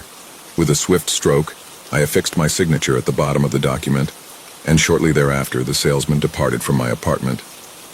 I will process your request promptly, and I assure you it will be ready when you awaken tomorrow morning, he declared before stepping out the door. And remember, sir, it's a 30-day trial, he reminded me as he traversed the building's corridor. After closing my apartment door, I immediately found myself contemplating, what have I done? The entire event was undeniably peculiar, yet I disregarded such thoughts. Regardless of its veracity, it was free, and thus I had nothing to lose. Or so I believed. The following morning I roused from my slumber and found myself gazing at a different-looking ceiling. Sitting up in bed, I surveyed the room I was in, realizing it was a luxurious space that clearly wasn't mine. Suddenly, the memory of the life-selling salesman flooded back to me, prompting me to leap out of bed and rush toward the mirror. To my relief, it was still my face staring back at me. I hadn't been transformed into someone else, but had I truly begun living the life I had requested? Judging by the opulent room I woke up in, it certainly seemed so. Hi, baby, are you awake? I heard a seductive and enticing voice from behind me. Turning my head, excitement surged through me as I laid eyes on two stunning women, resembling the ones I had seen in Playboy magazine, clad only in lingerie, making their way toward me. As unbelievable as it sounded, the salesman was real. He had actually sold me a new life. Later that day, I discovered that I was now the CEO of a recently IPO'd IT company.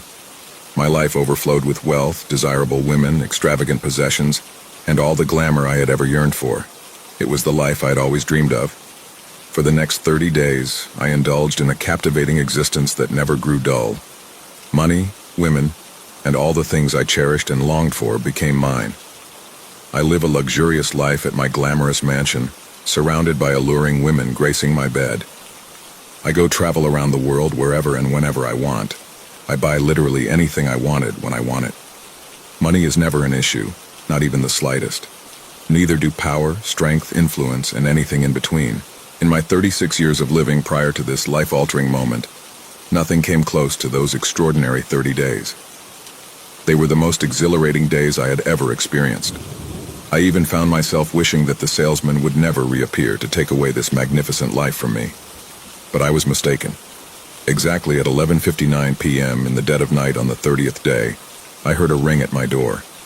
I hadn't anticipated the salesman's return, but when I opened the door, there he stood, the salesman of life. How did you get here? There are security personnel at the gate, I exclaimed to the salesman. How I arrived shouldn't be your concern. he responded. "I'm simply here to remind you that the free trial has come to an end," he explained. "Would you like to purchase this life or revert back to your original existence?" the salesman inquired. After experiencing 30 days of the perfect, breathtaking life I had always yearned for, was I now expected to surrender it and return to my sad and pathetic old life? No, absolutely not. No way in hell. "Sure, please come in and have a seat. Explain to me how I can proceed with purchasing this life." "I genuinely adore it," I declared, welcoming the salesman and offering him a spot on the couch. "You have a truly beautiful life here," he remarked, surveying the living room. As soon as he turned his back against me, I swiftly seized the small metallic statue from the nearby shelf and struck the salesman's head with it. Blow after blow, I relentlessly attacked him, even as he fell to the ground, bleeding. "This beautiful life is mine, and I'll never give it up," I shouted as I dragged his lifeless body to the backyard and bury it there.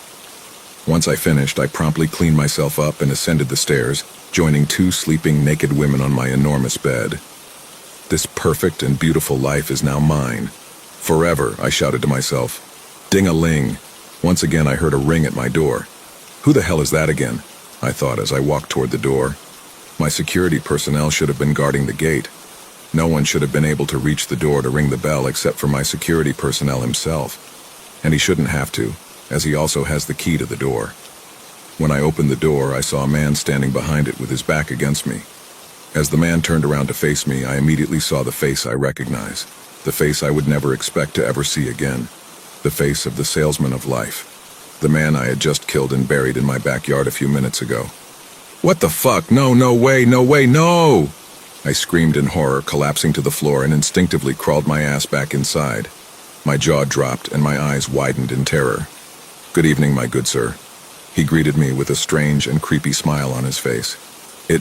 It can't be. I stuttered, pointing shakily at him, and then toward the backyard. "You just killed me, yes, correct," he responded with a creepy smile still on his face as if nothing had happened.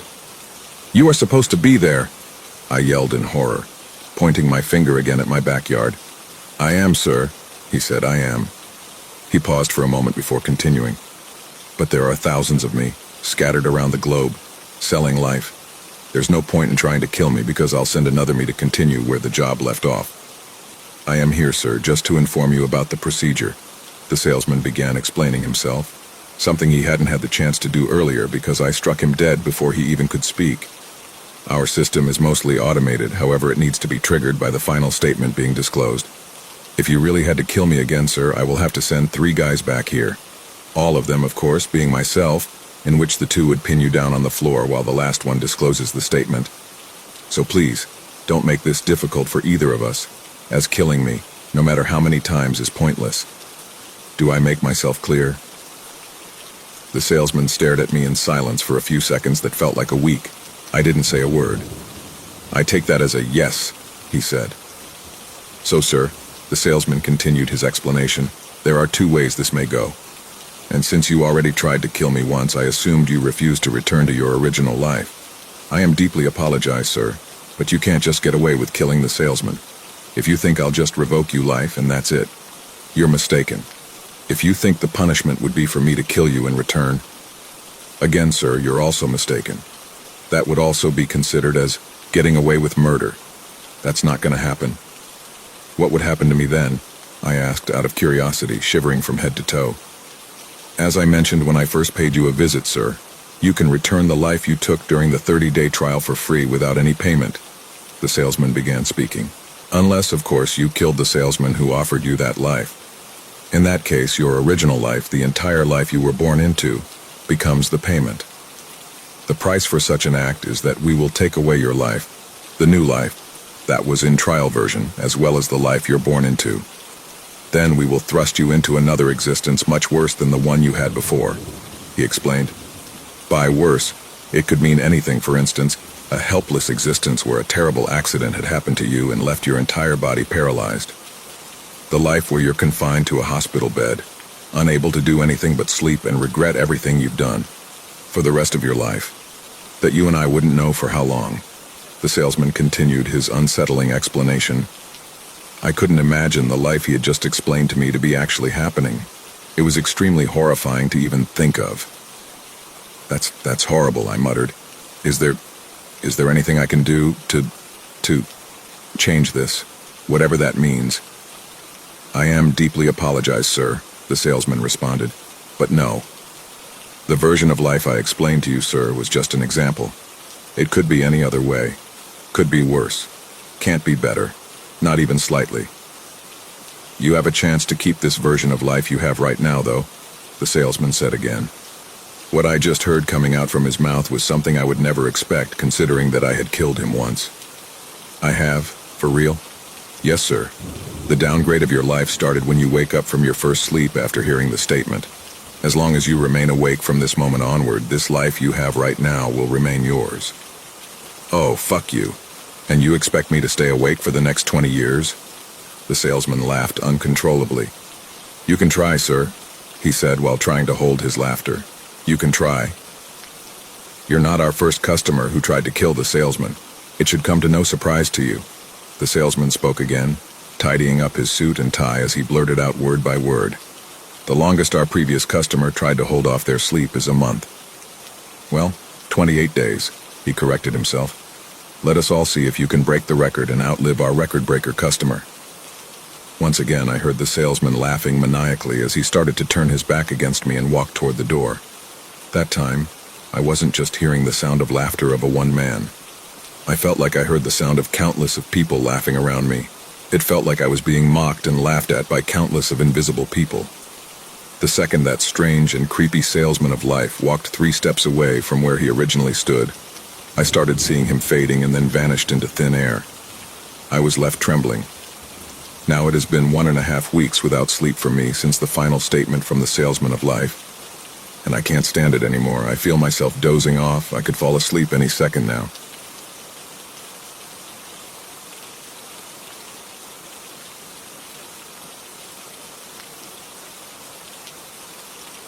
I was born and raised in a house that stood near a forest for almost my whole life. You can imagine, I've heard stories that have kept me up at night, multiple nights at a time. My father was brought up in the Algonquian lands in Michigan. The amount of stories he used to tell me are far more than I can count. My mother always scolded him for scaring me. "For Christ's sake, Gerald, you'll scare the poor boy out of his wits." Clearly, he never took anything my mother told him seriously. In a way, I had always felt a connection to the forests. I always wondered as a kid what stories those trees might have seen. How many moons, suns, and sunsets have they witnessed? I would sneak out at night to sit in the treehouse that I built without the knowledge of my father because I know he would not allow for it to stand. One day when I overslept in that same treehouse, my father found it while searching for me. To say that he was livid would be an understatement. I asked him why he hated the woods so much. "When you've seen what I've seen, you'll understand soon enough." I never understood the meaning behind those words. But now, as I drive my car through the Appalachian Trail, 7 years after my father had died, a part of my heart felt as if I understood the quote my father always said. I had deeply underestimated how tangibly creepy the forest was at night. The clock on my dashboard blinked 12:54 a.m. The faint blue glow was the only comfort for me other than the headlights of my car. It was pitch black outside. Not even the moonlight seemed kind enough to offer the so little a light it can offer. Trees pressed in on both sides with their skeletal limbs reaching for the road like claws. My headlights cut through the gloom, illuminating patches of cracked pavement and an occasional road sign coated in grime. The silence was the first thing that unnerved me, not the peaceful kind of quiet you'd expect in the wilderness, punctuated by crickets and rustling leaves. This silence was dense, oppressive, like a blanket smothering the world. My ears strained for any sound, but the only noise was the low hum of the engine and the occasional crack of a branch under my tires. I adjusted the rearview mirror, glancing behind me out of habit. Nothing but darkness stared back. I swore under my breath for quite some time. I wished my sister had not visited me this afternoon. She had forgotten her breast pump at my place, and given how remote the land her house is situated in, she only had one way, and that was to call me and tell me to come to her home. I had never taken this trail before. My father had spoken greatly of his heritage, but I had never paid any attention to it all the same. He had also spoken greatly of his experiences in the woods. Don't think about that, I told myself. Think about something else. I adjusted my hands to the radio. Nothing. pure static. I turned the channels, turning the knob aggressively for some form of comfort. Nothing. Static again. A flash of movement on the road ahead. My heart leapt as I slammed on the brakes, the car skidding to a halt with a screech. I swore under my breath again. What the actual... There, standing in the center of the road, was a deer. At least I thought it was a deer. It was a buck, tall and gaunt, with antlers that jutted out like twisted branches. Its ribs pressed against its fur, and its legs seemed too long, spindly, and fragile, like they might snap under its weight. The headlights cast eerie shadows across its body, and for a moment I thought it was just sick, maybe starving. But then it looked at me. Its stare pierced through my body, as if an actual human was staring at me. I gulped. The thousands of legends my father had told me came like a whirlpool into my mind, and sweat started forming in the creases in the back of my neck. The forest stayed silent still. Not a movement of a cricket nor a rustling of a leaf. Not a single breakage of a twig or stick. Its eyes didn't reflect the light like a normal animal's. They absorbed it. They were a black tunnel, I felt, pushing me deeper and deeper into it. I sat frozen, my hands gripping the steering wheel so tightly my knuckles turned white. I was now growing more and more scared. The air conditioner within the car was not enough to mask the sweat and unbounded fear forming within my body. The deer or creature tilted its head slowly, unnaturally, as if trying to understand me. My knuckles were now turning paler than ever. I took one hand of the steering wheel and covered my mouth with it. It did not break eye contact. It just kept staring into my soul. And then it moved. Its legs jerked forward in a halting, puppet-like motion, the joints bending in ways they shouldn't. My eyes widened. You don't have to be a natural expert to know deers don't stand up like that. The creature opened its mouth, and a low, guttural clicking sound filled the air. It wasn't a sound any deer should make. Panic, fear, and outright rage surged through me, and I hit the horn. I hit it again and again. The blare echoed through the silence, but the creature didn't flinch. It tilted its head again, almost as if it was toying with me. Its spindly mouth turned into, as I watched in horror, a smile. It took another step forward. Nope, nope, nope, nope, I muttered, slamming the gear into reverse. But the car wouldn't start. Fuck, fuck, I yelled and plunged my legs again into the accelerator. The headlights flickered once, twice, and then the road plunged into darkness. When the lights came back on, the road was empty. The deer had vanished. My heart was pounding, a drumbeat in my chest as I pressed the accelerator and sped forward. Just a weird deer, I whispered to myself, though my mind did not agree with me at all. I shoved those thoughts deeper back in my mind. That's all it was, just a sick deer. But the knot in my stomach didn't loosen. The road stretched on, darker and narrower, the trees closing in like a tunnel. I couldn't shake the feeling that something was watching me. Maybe something was. My hands tightened on the wheel as the car hit a pothole, the jolt rattling my teeth. A sharp crack echoed through the night. Shit! I swore again, this time not a whisper but loud. I paused. Now as the sound of my car had stopped, I noticed just how quiet the forest was. I glanced in the rearview mirror again. For a moment I thought I saw movement, something pale darting between the trees. The knot in my stomach tightened at this. I shook my head. Keep it together, I muttered. You're just tired. From fear, my legs now were equivalent to lead. But then it happened again. This time I was sure of it. A shape, pale and long-limbed, slipping through the trees just at the edge of the headlight's reach. The car suddenly felt like a fragile bubble, a thin shield against the encroaching darkness and the ever-approaching dread that was the forest. I pressed the accelerator harder, the engine growling as the car got out of the pothole and finally sped up. I prayed to God to save me. I wished all this would just end as quickly as possible. But no matter how fast I went, the thing in the woods kept pace. I could see it now, flickering in and out of view, darting between the trees with unnatural speed. My chest tightened as the road twisted and turned, the headlights sweeping across the wilderness. Every curve revealed more shadows, and every shadow felt alive. Even the branches appeared as if they were watching me. And then the engine sputtered. No, no, no, I muttered, my voice trembling as I slammed the gas pedal. The car lurched forward before stalling completely. The headlights dimmed and the silence returned, heavier than before. I fumbled with the key, twisting it in the ignition. The engine groaned but refused to start. And then I heard it.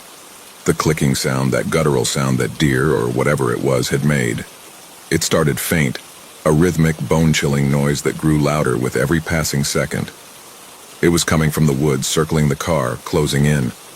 My breathing was shallow as I peered out the window, the darkness pressing against the glass.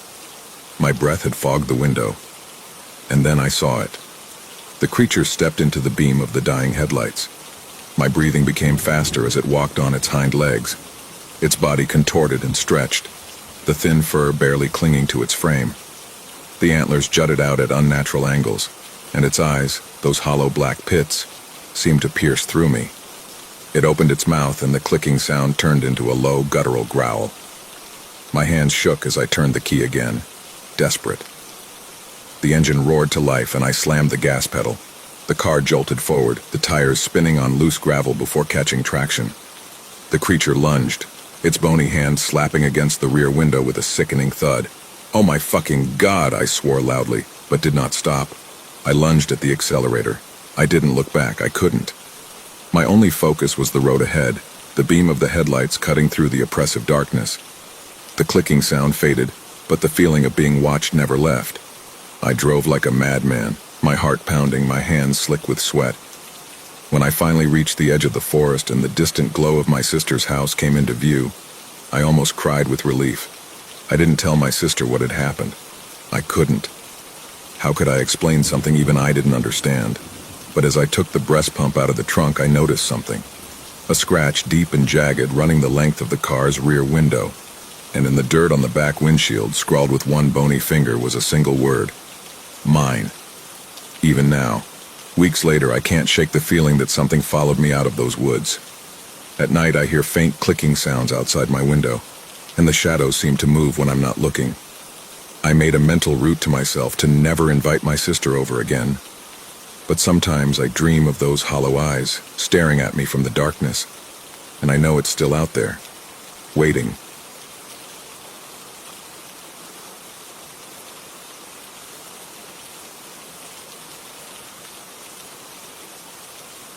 I'm the third. Alex the parrot was the second. A man named Carl Schuster, who lived in Berlin in the early 1900s, was likely the first. In total, only 3 individuals are known to have overcome the natural cognitive limits of their species' brains. Alex did no harm. Mr. Schuster, I'm afraid, may have inadvertently damaged reality. My transgression may be humanity's undoing. I didn't want to hurt anyone. I just wanted to be like Alex. What made Alex special? He is the only animal to have asked a question. Lots of animals communicate. Whales and birds sing their songs to each other. Coyotes use barks and howls for identification. We've been teaching primates sign language since the 1960s.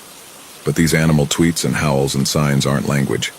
There's no grammatical structure, no deep concepts conveyed, just surface-level stuff. I'm here, they say. I'm threatened, or breed with me.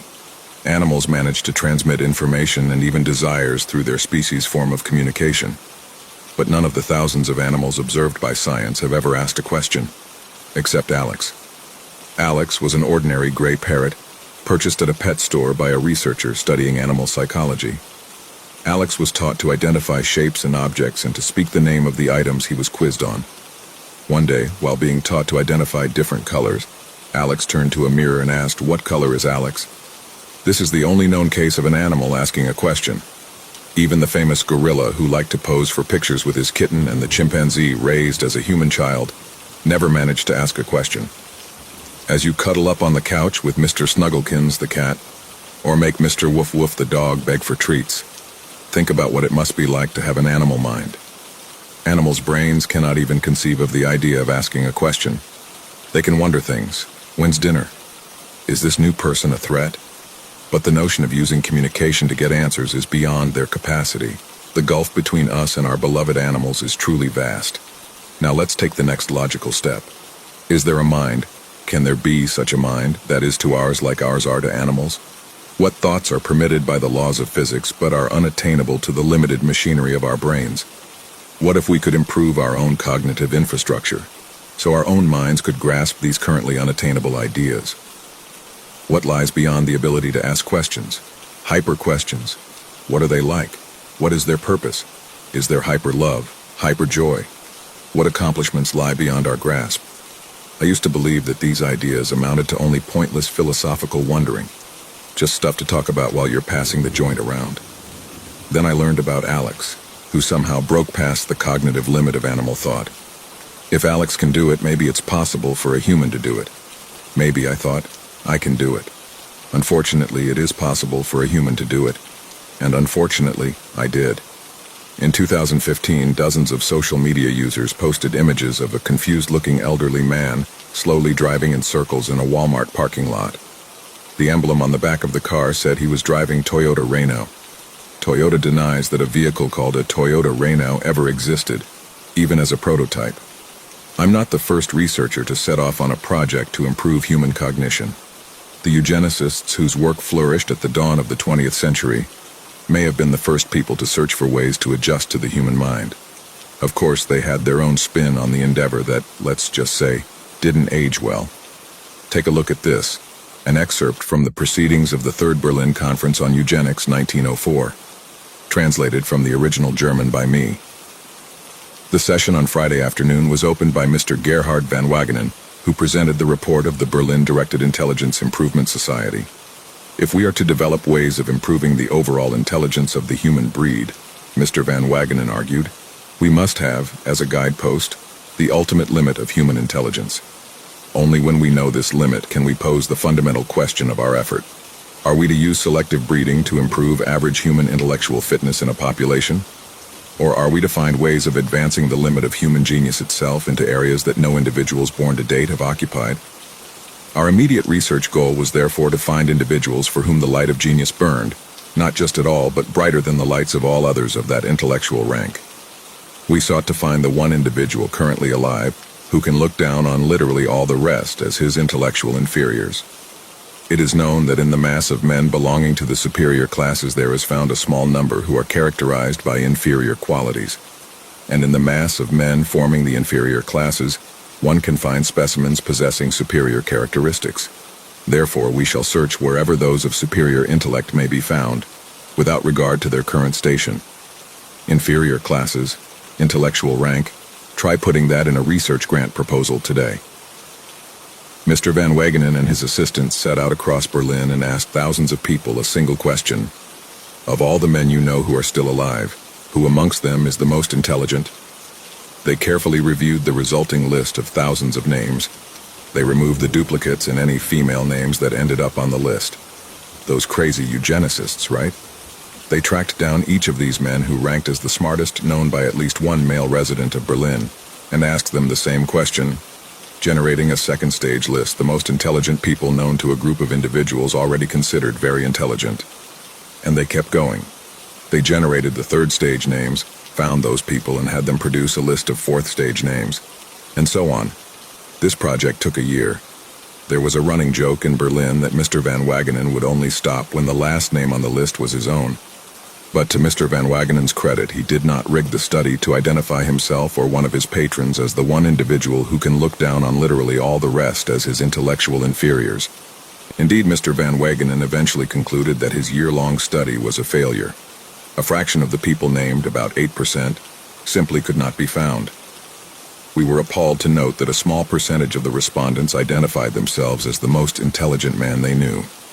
While the ultimate individual we seek could only truthfully answer with his own name, we took these first and second stage self-identifiers to be adverse to our research and ignored their input. In a few hundred cases, pairs of individuals each identified the other. In smaller numbers, we found sets of 3, 4, and even 5 men whose linkages formed closed loops of co-admiration, eventually working around back to the first man. But the most striking feature of the data was that over 3,000 lines of reported superior intelligence ended in the same name, Carl Schuster.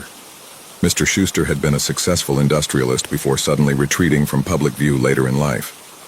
Strangely, when we tried to find Mr. Schuster, we learned that he had, of his own volition, taken residence in the mental asylum located at Lankwitz. He refused to see us when we paid a visit to his private room in the asylum. The only communication we had from him was a note related to us by the Lankwitz staff, in which Mr. Schuster wrote, "I've spent most of my life hiding from it.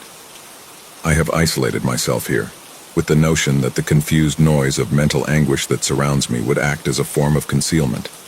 I did not suspect I might one day be discovered by ordinary men. Please do not visit me here again." From his note and the fact of his residence within the asylum, we must conclude Mr. Schuster had become a mental defective. Even more damaging to our research, we subsequently learned that Mr. Schuster was Jewish. This finding, unfortunately, invalidates our work. In the coming months, we will strive to find a protocol more suitable for investigation into the nature of superior intellect. Let's not be too hard on these anti-Semitic, white supremacist eugenicists.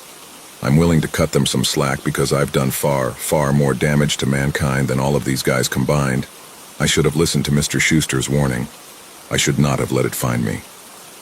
In 1954, a man arrived at Tokyo's Haneda Airport with a passport issued by the country of Taured. No such country exists or ever existed. Despite the man being detained and guarded, he mysteriously vanished overnight. Where the eugenicists look to make improvements in the human population over generations by controlling or influencing reproduction, I had a more ambitious goal, to make improvements to a specific human brain, my own, in vivo. I set out to upgrade my brain while I was using my brain to figure out how to upgrade my brain. I had astonishing success. I'm not going to tell you exactly how I did it because it's just too dangerous. I don't mean because it's dangerous to the person undergoing the process, which it is, but because doing so can lead it to notice you. I don't care if you fry your own cortex, but having it eat even more of our reality will be a calamity. The human brain consists of gray matter, which is the stuff that performs perception and cognition, and white matter, which deals with boring stuff like running your metabolism. The gray matter, your cerebral cortex, forms a nice thick layer on the outside of your brain. This layer wraps the white matter underneath. I found a way to use pluripotent stem cells to expand the thickness of my cortex. With careful dosing of the stem cell culture through a spinal tap, I created new layers of gray matter underneath my cortex. These new cells replaced the white matter that was there. For reasons I don't fully understand yet, the new cortical cells only become active when I have ingested a potent mixture of hallucinogens and antipsychotic drugs. The process is arduous and very illegal. Experimentation on humans, even if the test subject is also the researcher, is extremely highly regulated. And the drugs I need to use are not available from the suppliers that the rule-following scientific community uses. This work was performed in isolation and in secret. No regulators, no administrators, no rules, just pure scientific progress. My laboratory is as unconventional as my approach to science. I've set up shop in an assembly of 40-foot shipping containers in the center of my heavily forested 700-acre plot of land. Privacy. Thousands of people have vivid memories of news coverage from the 1980s reporting that Nelson Mandela died in prison.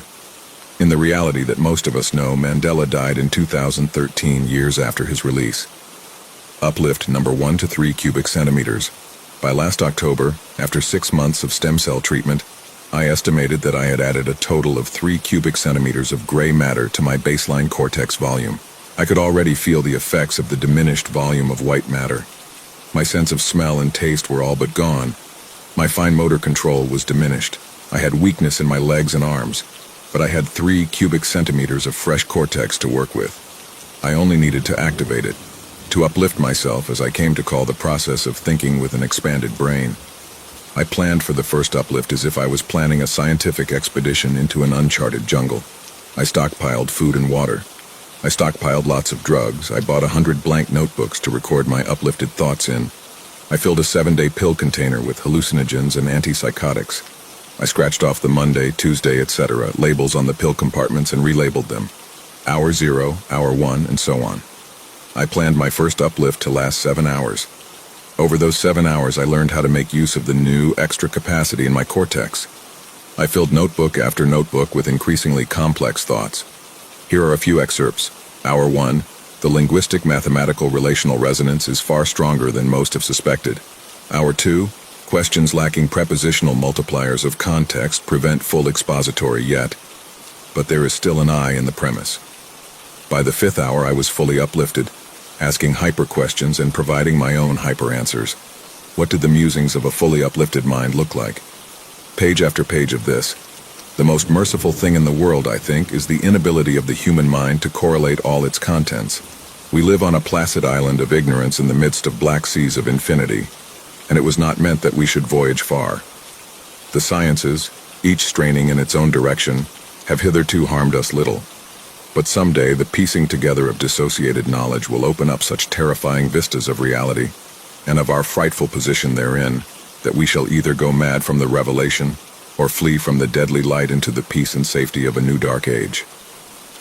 Uplift number 2, 5.5 cubic centimeters. I waited a few weeks before my next uplift. I needed time to recover from the mental strain of the first experiment, and to wait for a new dose of stem cells to produce even more gray matter. Although I only spent a few hours in an uplifted state in my first experiment, I felt diminished as I returned to baseline. Hyper questions, hyper answers, hyper joy. All of these are wonderful to experience. Life can be so much more rich and full with a post-human cognitive capacity. But as I learned during my second uplift, there is also hyper fear. I descended from my second uplift by screaming and running naked in the snowy woods outside my laboratory. As the drugs wore off, the activated sections of the new parts of my brain shut down. Thoughts that were clear one moment became foggy, like waking from a nightmare. I fell into a snowbank, breathing hard. Only a trace of what terrified me was left rattling in my tiny baseline brain. It noticed me. I occupied its attention. What was it? I knew exactly what it was moments earlier, when I had more gray matter to think with. But now I was like a dog trying to grasp the idea of a question. I was still afraid, but I couldn't understand the source of the fear. I returned to the lab and warmed up. Then I reviewed what I had written in my notebooks during the 10-hour session. Most of it was the same sort of advanced writings that my now normal brain could not comprehend. But somewhere towards the end of the session, perhaps just before I shed my clothes and ran into the woods, I wrote this. I know what Schuster was hiding from. Find out information about Schuster. When I recovered from the strain of my second uplift, I drove to town, where I was able to access the internet. I found some information about Schuster in the same archive where I found the proceedings from the 1904 eugenics conference. A short article in a Berlin newspaper described the man who had been named by so many people who took Van Wagenen's survey. Mr. Schuster, at the age of 15, had made significant contributions to machine design, metallurgy, and chemistry. He founded 4 companies which he ran nearly by himself, without a large management staff to insulate him from the workers and day-to-day engineering tasks. It seems that most of the people who identified Mr. Schuster as the most intelligent person they knew had known him well at this time in his life. Another article, written in 1905, described a strange event at his funeral. Also present was a contingent of a dozen people who claimed to have been friends with Schuster during the 5 years he spent in America. Many who had known Schuster for his entire life stated that he had never been to America, let alone spent 5 years there. Did a group of people mistakenly attend the funeral of the wrong man? Everyone in attendance had similar memories of him. All recognized his photograph on the coffin. Indeed, some of the America contingent had letters, written in Carl's hand and signed by him, fondly recalling his time spent in the New England woods. It is as if there were 2 Schusters, the one who lived his life in Germany and the other who spent years in America. Uplift number 3-6 cubic centimeters. Perhaps I've allowed my cortex to consume too much of my white matter. I now have trouble with perceptions. The woods surrounding my laboratory have been transformed into a city. Where there were trees, there are now charming stone buildings from a European city. The song of birds and the whisper of the wind in the trees is gone too, replaced with streetcars and voices speaking German. I prepared my pill container and notebooks for my third uplift, as the sounds of a busting turn-of-the-century city rang through the metal walls of my laboratory. Although I had dozens of blank notebooks prepared, I only made 1 page of notes during my third uplift. I met it today. I know what it is. It is alive. Not just alive, hyper-alive. It is built into the very material that logic and mathematics is made from. The digits of the square of pi, when computed to the billionth quadrillionth place, is a sketch of a fragment of its structure. It consumes pieces of reality.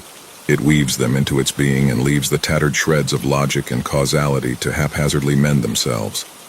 It ate the circumstances of Carl Schuster's life, leaving the ragged edges of different universes to stick and twist themselves back together, like shreds of a tattered flag tangling together in a gale.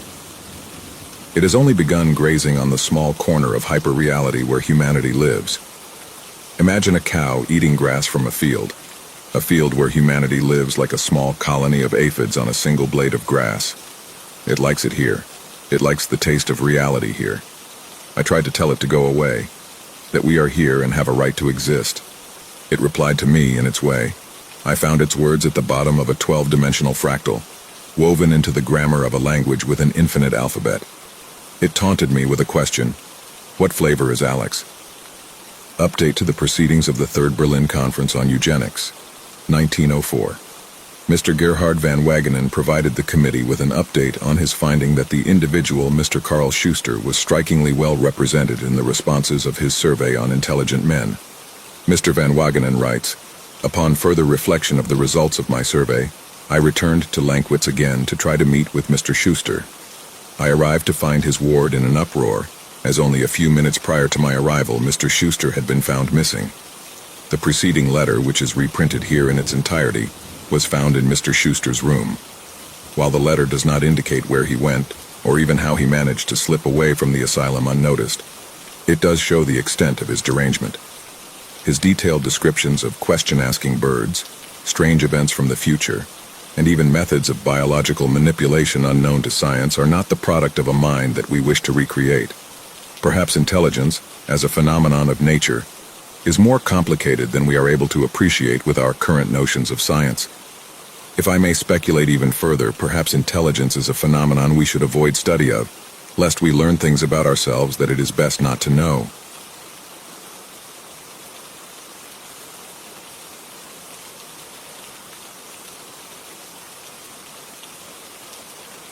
They say the worst things happen when you least expect them, and maybe that's why they hit so hard, because you're not braced for the impact.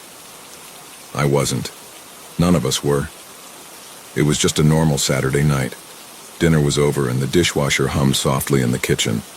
I was on the couch half listening to a news segment about a gas leak downtown, scrolling through my phone while the kids bickered over which show to watch.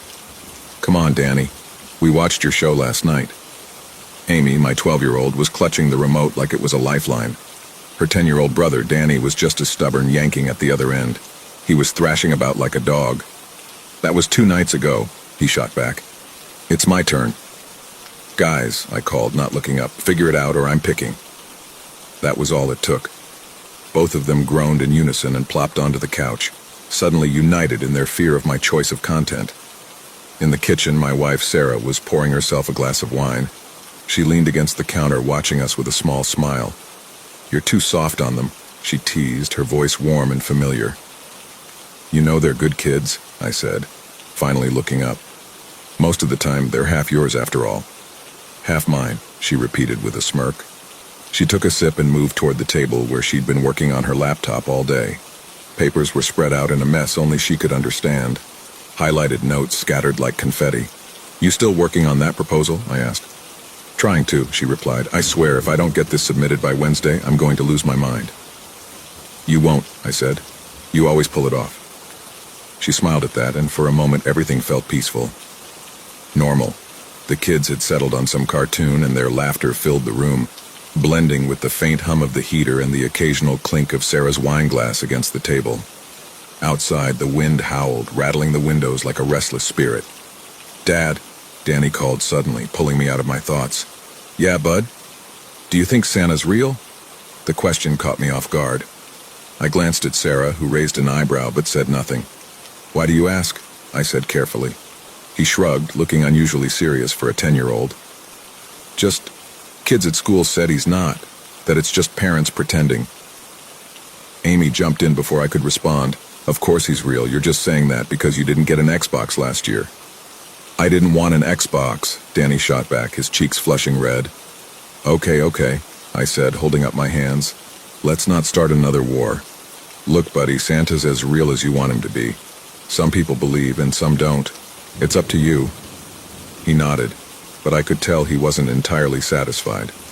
The conversation drifted after that, and the night wore on like any other. Sarah finished her work. The kids eventually started napping on the couch, and I stayed up a little longer, scrolling aimlessly through my phone. It was just after midnight when I heard it. A knock at the door. At first I thought I'd imagined it. Who knocks on someone's door at midnight? It came again. 3 slow, deliberate knocks. I stood, my pulse quickening. Sarah appeared at the hallway entrance, wrapping her robe tighter around her. Who could that be? She asked, her voice low. I don't know. I said, moving toward the door. Be careful, she whispered. I peered through the peephole, but the porch light was out. All I could see was darkness. Who is it? Sarah asked again, her voice now tinged with unease. I don't see anyone, I said, unlocking the deadbolt. I opened the door.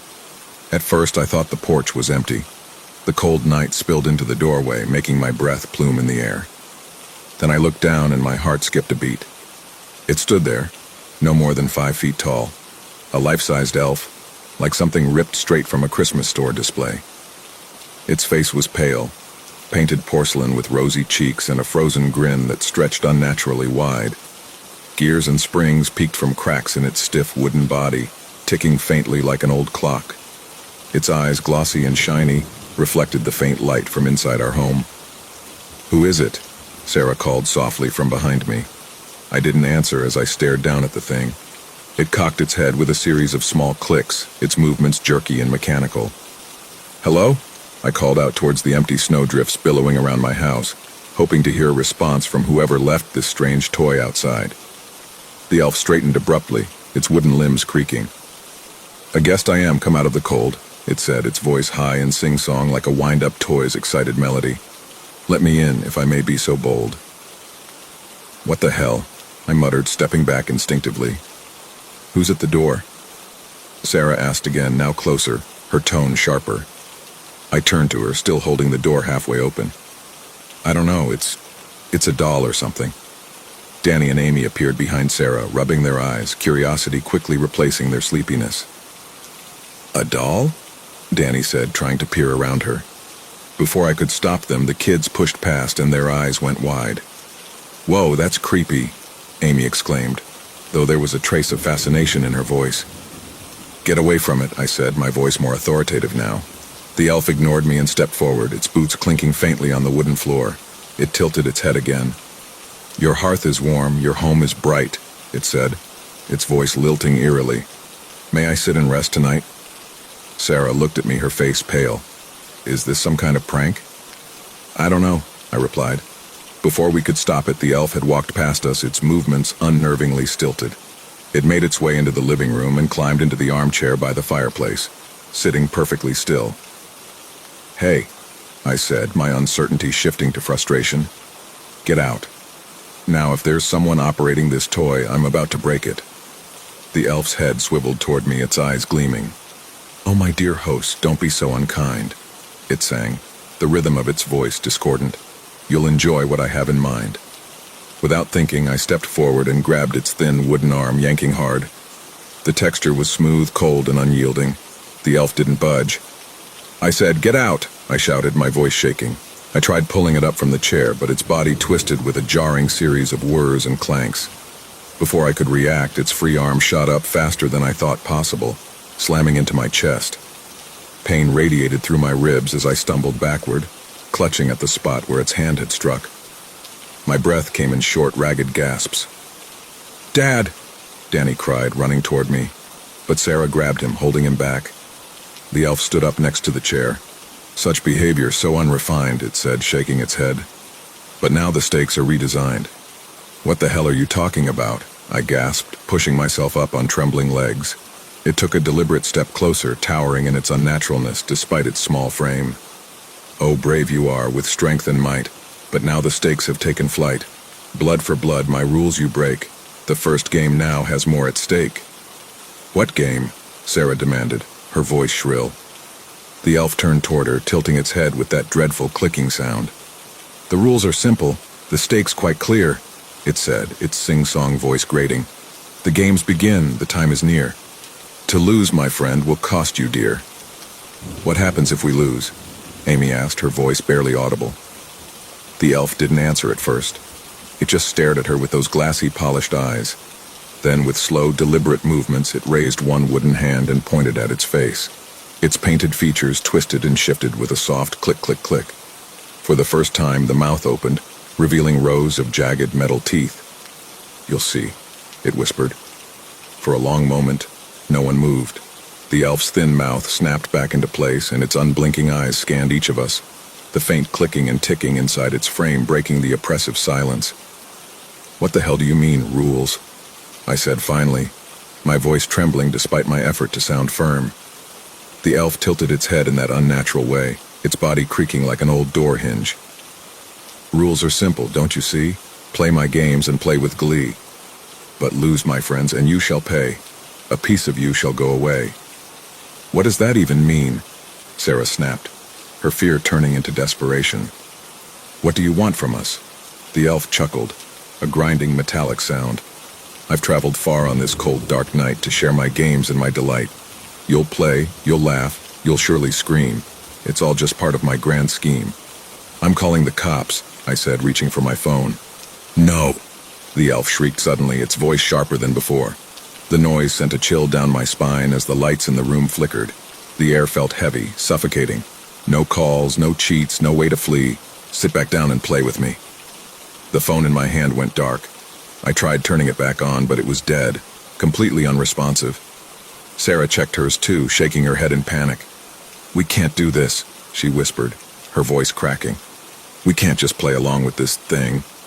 I don't think we have a choice, I murmured, glancing at the kids. Danny was clinging to Amy, both of them pale and trembling. The elf clapped its wooden hands together. A hollow thunk, thunk, thunk. The first game's one you know quite well. It's hide and seek. Oh, won't this be swell? Hide and seek? Danny repeated. Indeed, the elf said gleefully, spinning its head around in a full circle with a sickening click, click, click. The children hide and you two seek. Don't take too long or you'll feel weak. What happens if we don't find them in time? I asked, dreading the answer. The elf's mouth jittered and snapped. Should the little ones remain unfound, the cost will surely be profound. I wanted to argue, to fight back, but the heavy weight of dread kept me frozen. Sarah grabbed my arm, her eyes pleading. We'll find them, she whispered. We have to. The elf clapped again and the lights flickered. Tick-tock, tick-tock, children run and hide. The game begins when you've both complied. The lights fully plunged into darkness. By the time they returned, the children were gone. Start counting, the elf commanded, its voice booming and mechanical. Sarah and I exchanged a glance before reluctantly turning to face the wall. I counted aloud, each number feeling heavier than the last. 10, I finished, turning around. The elf was gone, but its faint ticking sound echoed throughout the house. Split up, I told Sarah. We'll check every corner. She nodded, her face pale, and we began searching. I tore through the living room, the kitchen, and the pantry, calling Danny and Amy's names. Sarah rushed upstairs, her footsteps frantic. Danny! Amy! I shouted, my voice echoing down the empty halls. The house felt colder now, as if the air itself had turned against us. Then I heard it, the soft, rhythmic ticking, growing louder. Sarah, I called, did you find them? No, she yelled back from upstairs. Keep looking. The ticking grew closer, and I turned toward the hallway. The elf emerged from the shadows, its painted grin directed towards me. Time is ticking, oh so fast, it said, swaying slightly as it walked. If they're not found, this moment's their last. You sick bastard, I hissed, running toward the bedrooms. I found Amy first, curled up under her bed. I got you, I said, pulling her out and holding her close. Stay with me, okay? Where's Danny? She whispered, her voice shaking. I'm going to find him, I promised, though fear clawed at my chest. Sarah came rushing down the staircase, her face stricken. I can't find him, she said. I looked everywhere. The elf's laughter rang out, sharp and grating. The boy is lost, it seems to me. Oh, such a shame, it fills me with glee.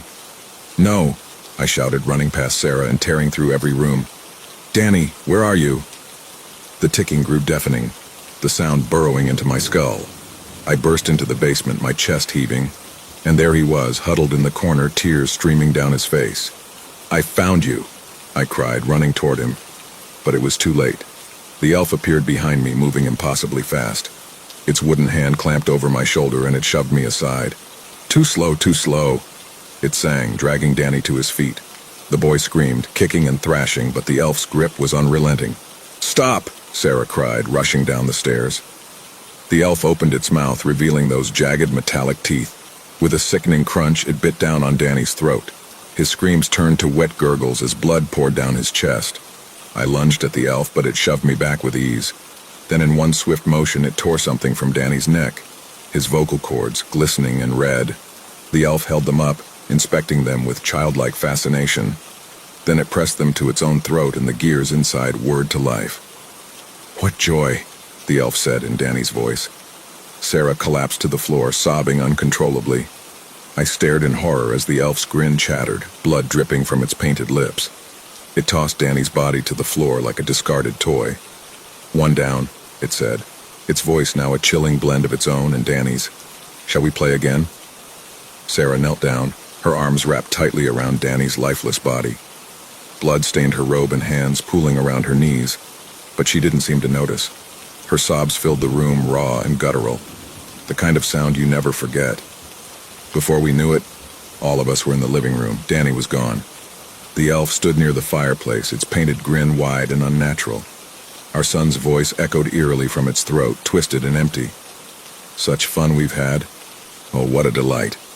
Now shall we play again tonight?" "No," I said hoarsely, stepping forward. My legs felt like lead, but rage and fear kept me moving. "You've done enough. Leave my family alone." The elf tilted its head, its polished eyes locking onto mine. "Enough?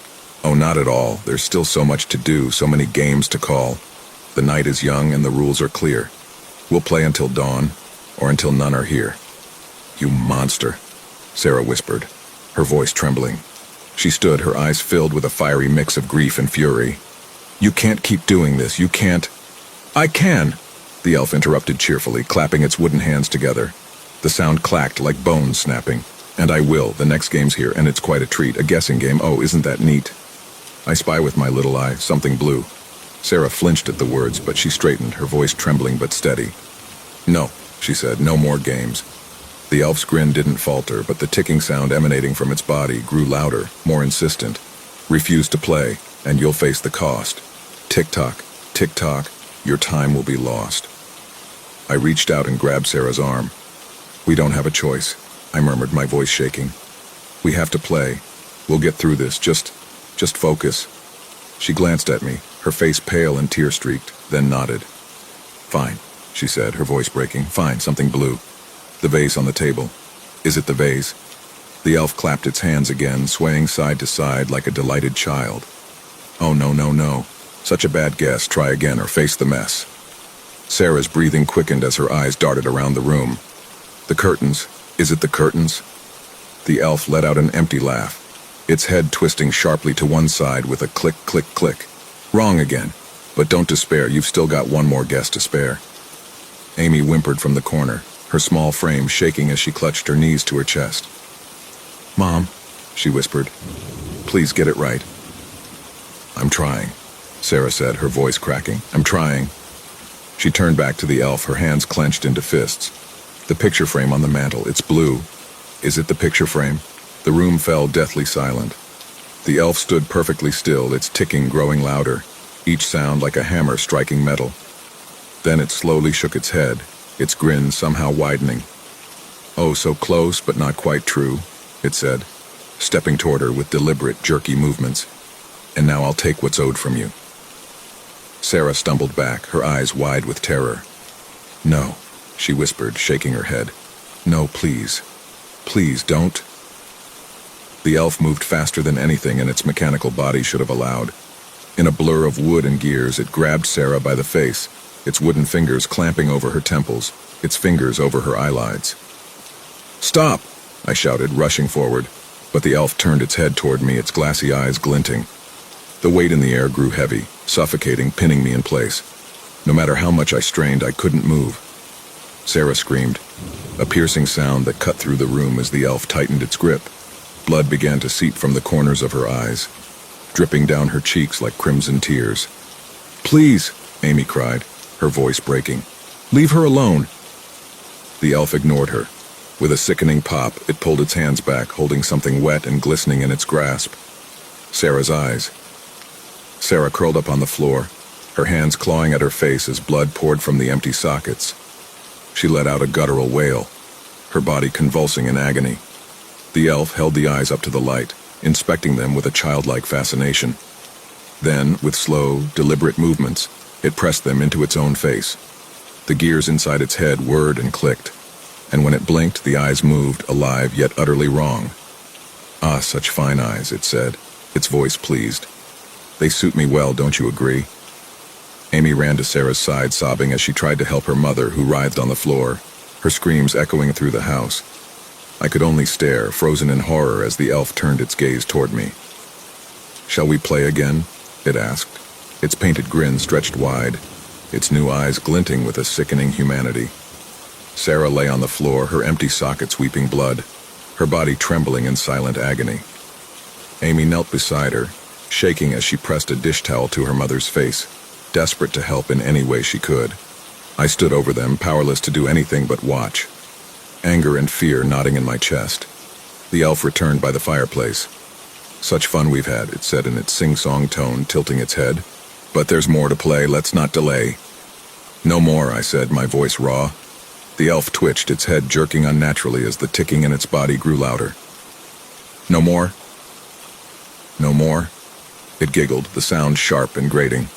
"Oh no, my dear, we're far from done. The next game is a classic one." It clapped its wooden hands together, and out of nowhere, 4 chairs slid into the living room, their legs scraping the floor as if moved by invisible hands. They arranged themselves in a tight circle in the center of the room. "Musical chairs," the elf exclaimed, spinning in place with a creak of its wooden joints. "A game of luck, a game of speed, a game that takes all that I need." Amy's head snapped up, her tear-streaked face filled with fear. "Dad, we can't do this," she whispered, her voice trembling. The elf's grin widened. Come now, take your place. The music starts and begins the race." I hesitated, my gaze shifting between Amy and Sarah, who lay too weak to move. Guilt twisted in my stomach, but I stood and pulled Amy to her feet. "Stay close to me," I told her, trying to keep my voice steady. "I'm not letting you lose." We took our places in 2 of the chairs, and the elf perched itself on a third, its movements stiff and unnatural. The 4th chair remained empty, a silent reminder of the stakes. "Let the game begin," the elf sang. From somewhere unseen, a warped melody began to play, a haunting, distorted version of a music box tune. The notes twisted and grated. The elf rose first, moving with jerky grace as it began circling the chairs. Amy and I followed, our steps slow and hesitant as we moved in time with the eerie music. The tune sped up, the tempo rising, and my heart raced to match. The elf spun and swayed, its glassy eyes locked on Amy with unsettling intensity. I tightened my grip on her hand, silently urging her to stay focused. Then the music stopped. Amy and I lunged for the chairs. I managed to push her into one just as I dropped into the seat beside her. The elf stood still, its head twisting toward the empty chair. "Ah," it said softly. "No loser appears." The empty chair groaned, its wooden frame folding in on itself until it vanished into nothingness. "Round 2, the elf said, its voice gleeful. The music started again, faster this time. Amy and I were on our feet before the first note finished, circling the 3 remaining chairs. The elf moved ahead of us, its limbs twitching in rhythm with the warped melody. When the music stopped, I threw myself into a chair, dragging Amy with me. Relief flooded my chest as we sat down just in time. The elf remained standing. It clapped its hands slowly, mockingly, as the 3rd chair dissolved. "Oh dear," it said, its tone dripping with false sympathy. "One less chair. The end draws near." Only 2 chairs remained. My heart pounded as the music started once more, its tempo now frantic and uneven. Amy clung to my arm as we circled, her breathing ragged and panicked. When the music stopped, I pushed her toward the remaining chair without hesitation. She landed in it hard, her wide eyes meeting mine. I turned towards the other chair, but the elf was already there. It stood and approached me.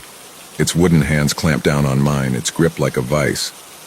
"You've lost, oh what a shame," it said, its voice filled with malicious delight.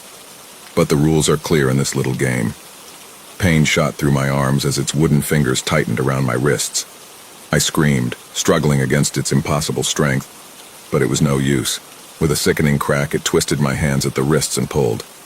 I howled in agony as the tendons snapped and blood poured from the torn flesh. The elf held my severed hands up, inspecting them like a prize. "These will do quite nicely," it said, pressing the hands to the ends of its own wooden arms. The gears inside its body whirred and clicked as the hands fused into place. It flexed its new fingers, the motion disturbingly smooth and human. I collapsed to my knees, cradling the stumps where my hands had been. Blood soaked the floor beneath me, and the world swam in and out of focus. Amy screamed, running to my side. "Dad! Oh my God, Dad!" I tried to speak, to comfort her, but the pain was overwhelming. The elf loomed over us, its grin as wide as ever. "Ah, such fine hands," it said, flexing its stolen fingers. But the night isn't done, oh no. There's still one more game to go. Blood dripped steadily from the stumps of my wrists, pooling on the floor beneath me. My vision blurred with pain and exhaustion, and the room swayed as if it were spinning. Amy was sobbing beside me, her small hands gripping my arm, trying to pull me upright. "Dad, please," she cried. "You have to stay awake, please." "I'm fine," I lied through clenched teeth, the searing agony making every word a struggle. I looked down at the ruined ends of my arms. Amy had quickly torn sections of my shirt off to wrap around the stumps. Crimson was already rapidly soaking through the makeshift gauze. Sarah lay slumped nearby, her body still trembling, her face a ruined mask of blood and hollow sockets.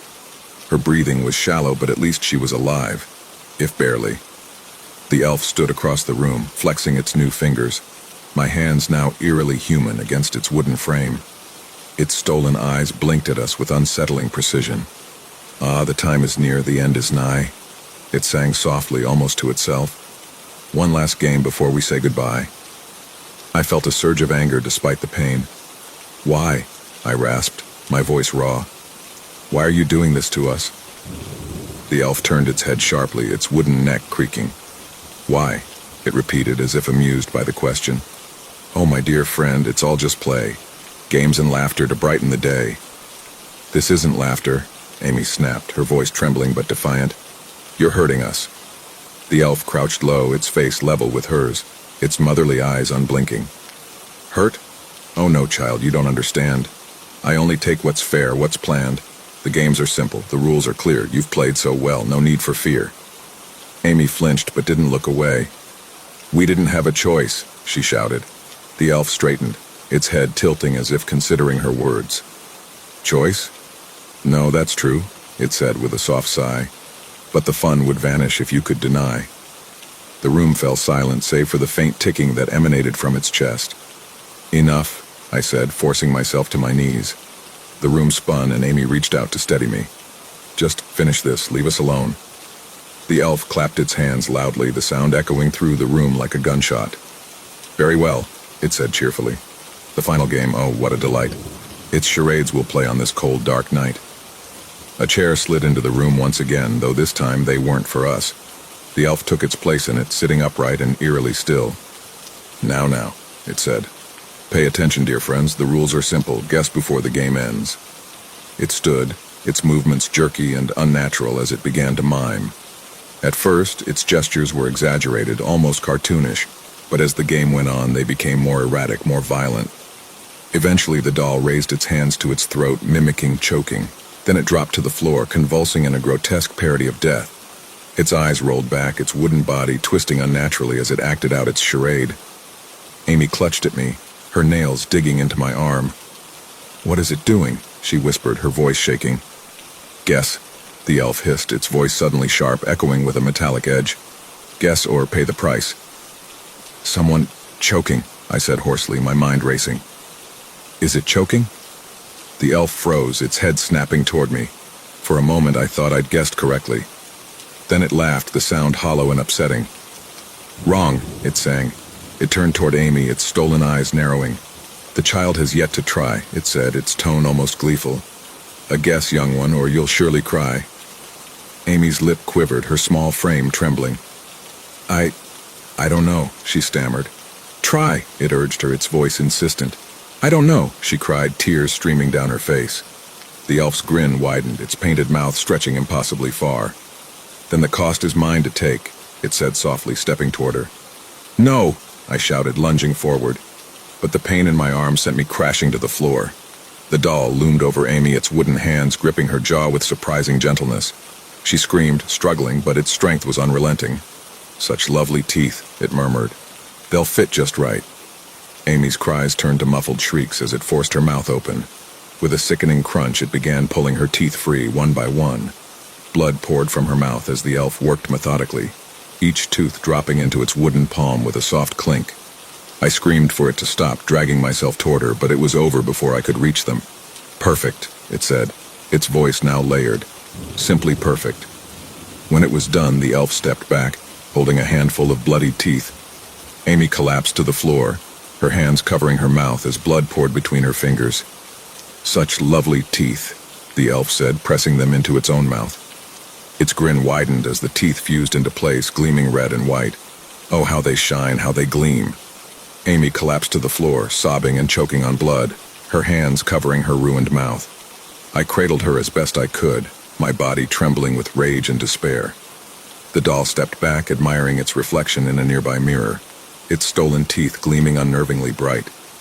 But Amy's muffled sobs were all I could hear, her face buried in my shoulder as blood dripped steadily from her broken mouth. Her small hands clutched my shirt, trembling violently, her body racked with silent, shuddering cries. I held her as tightly as I could with what was left of my arms, the pain in my stumps flaring with every slight movement. My head spun, the air thick with the metallic scent of blood and the suffocating presence of the elf as it stood over us, its motherly eyes gleaming, its new human teeth glinting in the dim light. Oh, what fun, what joy to see, it sang, spinning on its heels. The games are done and now I'm free.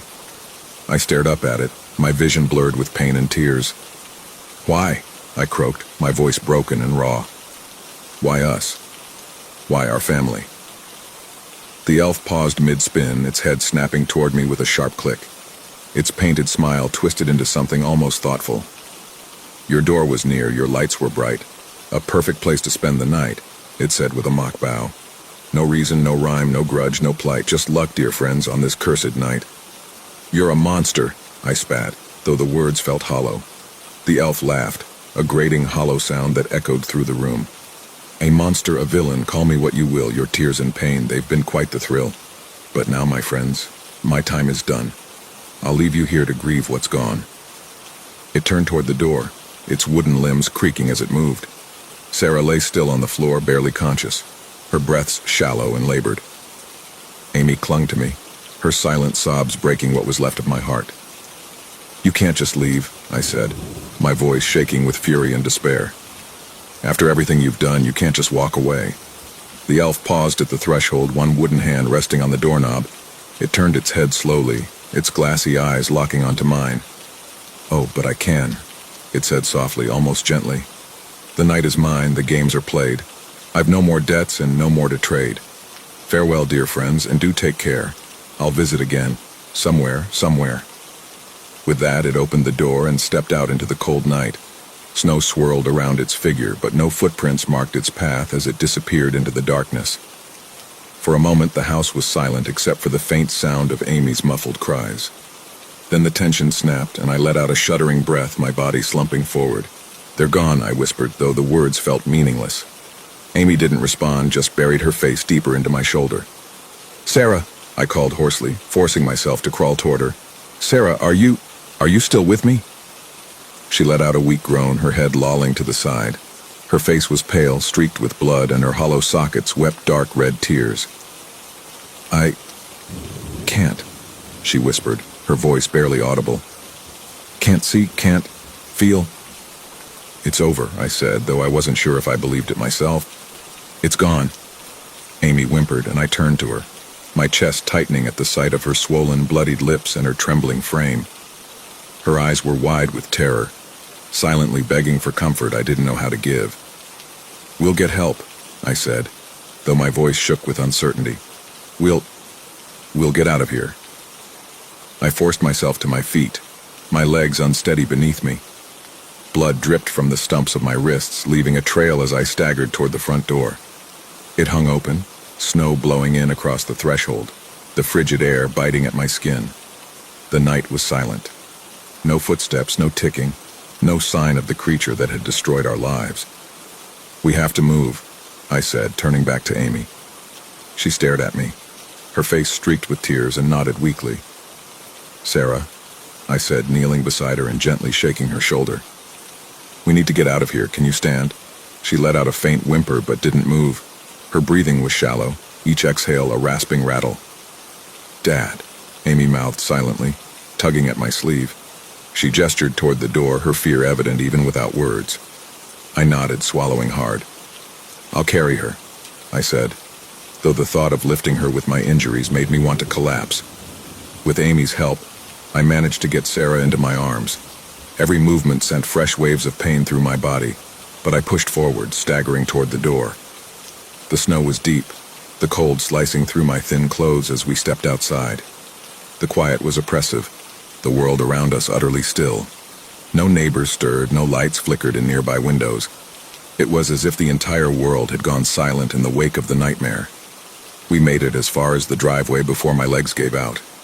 I collapsed into the snow, Sarah slipping from my arms, and Amy knelt beside me, her face a mask of panic. "I can't," I gasped, my vision swimming. "I can't." Amy turned toward the road, her small frame shaking. She raised a trembling hand and waved desperately. Through the snowy drifts, I saw headlights. The last sound I heard before everything went quiet was Amy's soft, desperate cry. I woke up in the hospital 2 days later. The doctors told me the neighbors found us in the snow, Sarah barely alive, Amy sobbing silently by my side. They didn't believe my story. How could they? Amy hasn't spoken since that night. Sarah will never see again. And me? I have no hands to hold them with, no way to comfort them. Even this story has to be dictated. But the worst part is what it left me with. Every knock sends me into a panic. Every shadow outside the window feels oppressive. All I have to say is this: don't open your door on Christmas night.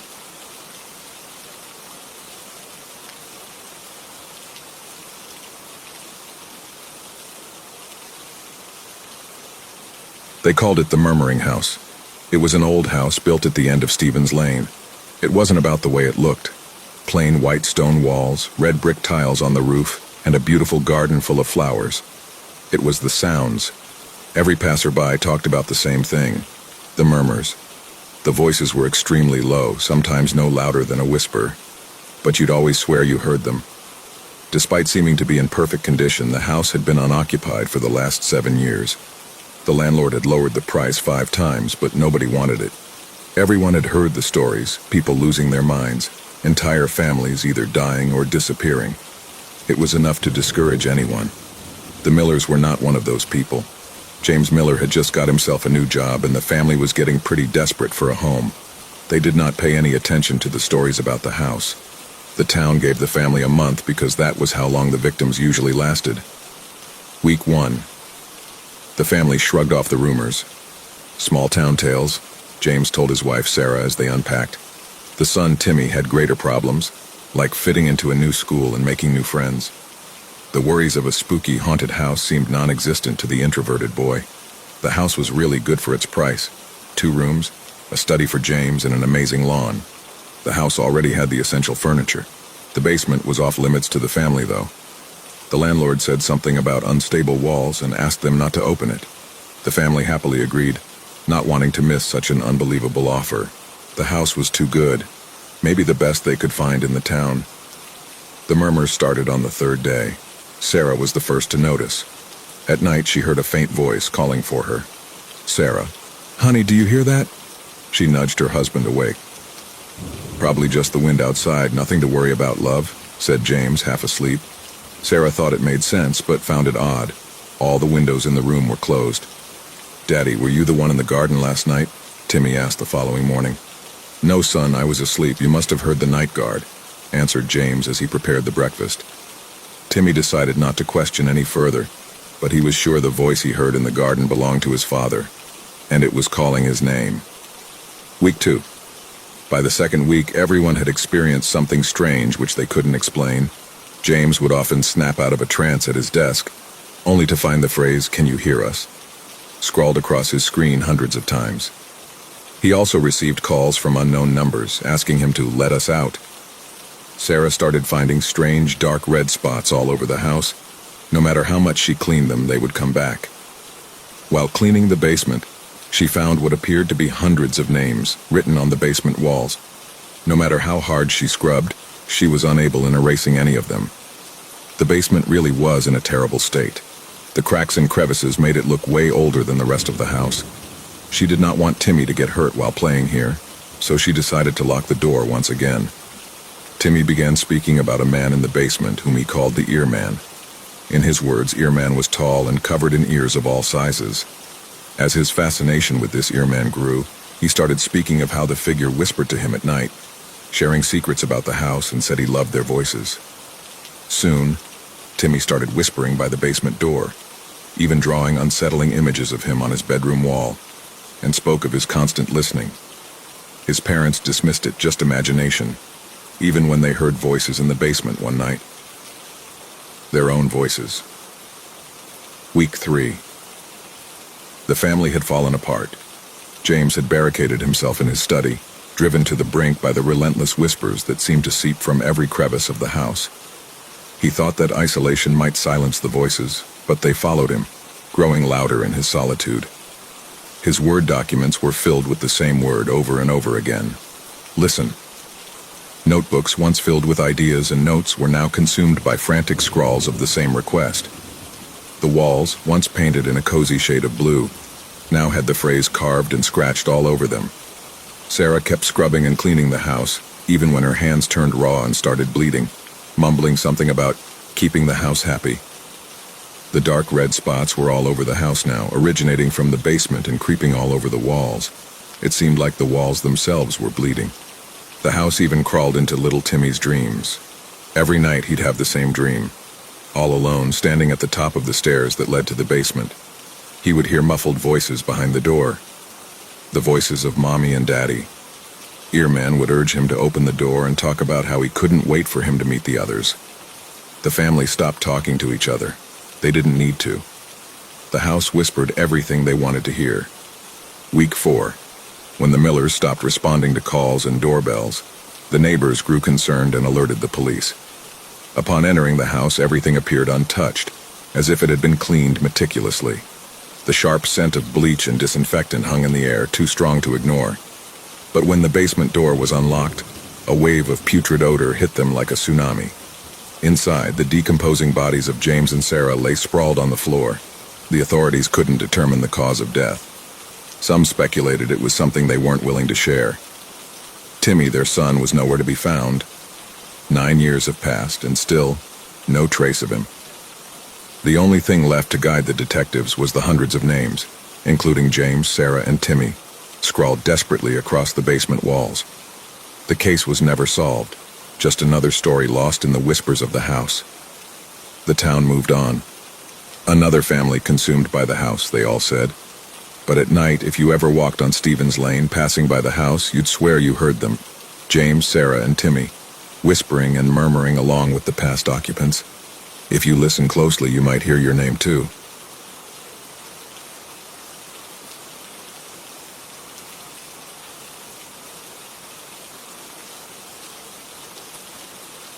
Hi, my name is Lita. I'm 16 years old, and for the last month and a half, my sister Ellen has been sending me strange messages over text. The messages weren't too strange at first, just some dark jokes here and there. I didn't think too much about it at the time, but then they started becoming more and more common in Ellen's texts.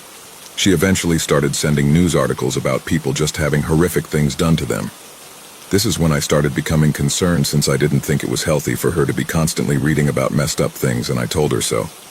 But she just responded with, "I understand your concern, but I just find this interesting and wanted to share with you as I'm starting a true crime podcast." I was kind of weirded out by this response, but whatever, I guess she is a stay-at-home wife and could use the extra income. This week, however, the messages started to get really out of hand as Ellen started sending videos and photos of what looks to be real videos of people being killed in horrific ways. I'm going to go into detail about what the videos and photos showed for the sake of my soul and yours. I asked Ellen why the hell is she sending me these photos and videos and why the hell she was looking at them in the first place. She just responded by saying, "I don't know. Why are you upset by this?" After that message, she just kept sending more and more of these videos. I asked her to stop sending me this fucked up stuff. She didn't stop sending these videos. My only response from her would be voicemails of her laughing for minutes on end. I honestly thought she hated me or something, 'cause why else would she send me these things? Not knowing what else to do, I went to my mom and told her about this. She was reasonably freaked out and tried to get a hold of my sister, but she couldn't. So she called her husband and explained the situation to him, to which his response was, "Huh, that's weird, I'll try and talk to her about it." Safe to say, after that lackluster response, my sister kept sending me those videos and photos. At this point, my mom asked me to block her as she didn't want me seeing those videos anymore. But I couldn't block my sister. I loved her. She clearly needed help, so I convinced my mom to take me to her house so we could check on her. When we got to her house, we knocked on the door, but there was no response. We waited a few minutes before knocking again, still no response. Eventually, my mom knocked on the door while saying, "Ellen, it's me, and Lita, are you home?" We waited a few more minutes and were about to go when the door opened and Ellen was there to greet us. "Hi, guys," Ellen said meekly while looking down, clearly avoiding eye contact with us. "Sorry to leave you two hanging like that." "Don't worry about it," Mom said while embracing her as tightly as possible. Ellen led us inside and we all sat down in the living room. I expected her house to be at least a little messy, but it was clean. It was so clean that the place hardly looked like it had been lived in. At the very least, I expected Ellen to look a little rough, but she looked fine and well put together as always. "I think you know why we're here, darling," Mom said while fidgeting with her hands. "No, I don't," Ellen responded, looking genuinely confused. "The videos and photos you've been sending me, Ellen," I blurted out. "What videos?" Ellen looked even more confused. "The videos of those awful things happening to people." Ellen laughed when I said that. "Have you been watching too many scary movies, Lita?" Her voice darkened when she said that Mom chimed in, stopping Ellen from derailing the conversation. "Ellen, we're all very worried about you and we love you, but something here isn't right. You shouldn't looking, let alone sending those videos to your sister." "I have no idea what you're talking about." Ellen looked even more puzzled than before. I pulled out my phone and went to our text conversation and showed her what she'd sent me. "You honestly don't know what I'm talking about," I said, harsher than I meant to. Helen's face went pale as she scrolled through the messages. "No, I swear to God I didn't send these to you, my God, I wouldn't even look at this stuff myself." Ellen paused for a moment before continuing. "Lita, I don't know who sent you this, but I swear it wasn't me." "What do you mean, was phone number hacked or something?" Mom asked with hopeful relief in her eyes. "I guess my number was hacked and I somehow didn't know, my God. I'm sorry that you had to see all that, Lita, if I'd only known sooner." "Ellen, it's okay, it's not your fault," I said as a wave of relief came over me. Mom, Ellen, and I hugged it out and Ellen changed her phone number. We stayed for a little longer to make sure Ellen was all right. But while on the drive home, I couldn't help but think about the many inconsistencies in my sister's story of being hacked. Why didn't she hear about what was happening from her husband after my mom called him? Wouldn't she have gotten my messages of me asking her why she was sending me all these horrific things? And did those voicemails of laughing sound exactly like her? I pushed these thoughts away for the past few days as once Ellen changed her phone number, I wasn't sent another awful video or photo. Well, that is until yesterday when I was sent the message on Ellen's new phone number, "You can't stop me." Under the message was at least a dozen photos and videos of the most depraved things you can think of. Again, I don't want to say what these photos and videos showed for the sake of my soul and your soul. I don't know how I'm to stop this or if Ellen is really behind this, but I'll keep all of you updated. If you have any questions, leave in the comments and I'll try to respond to them.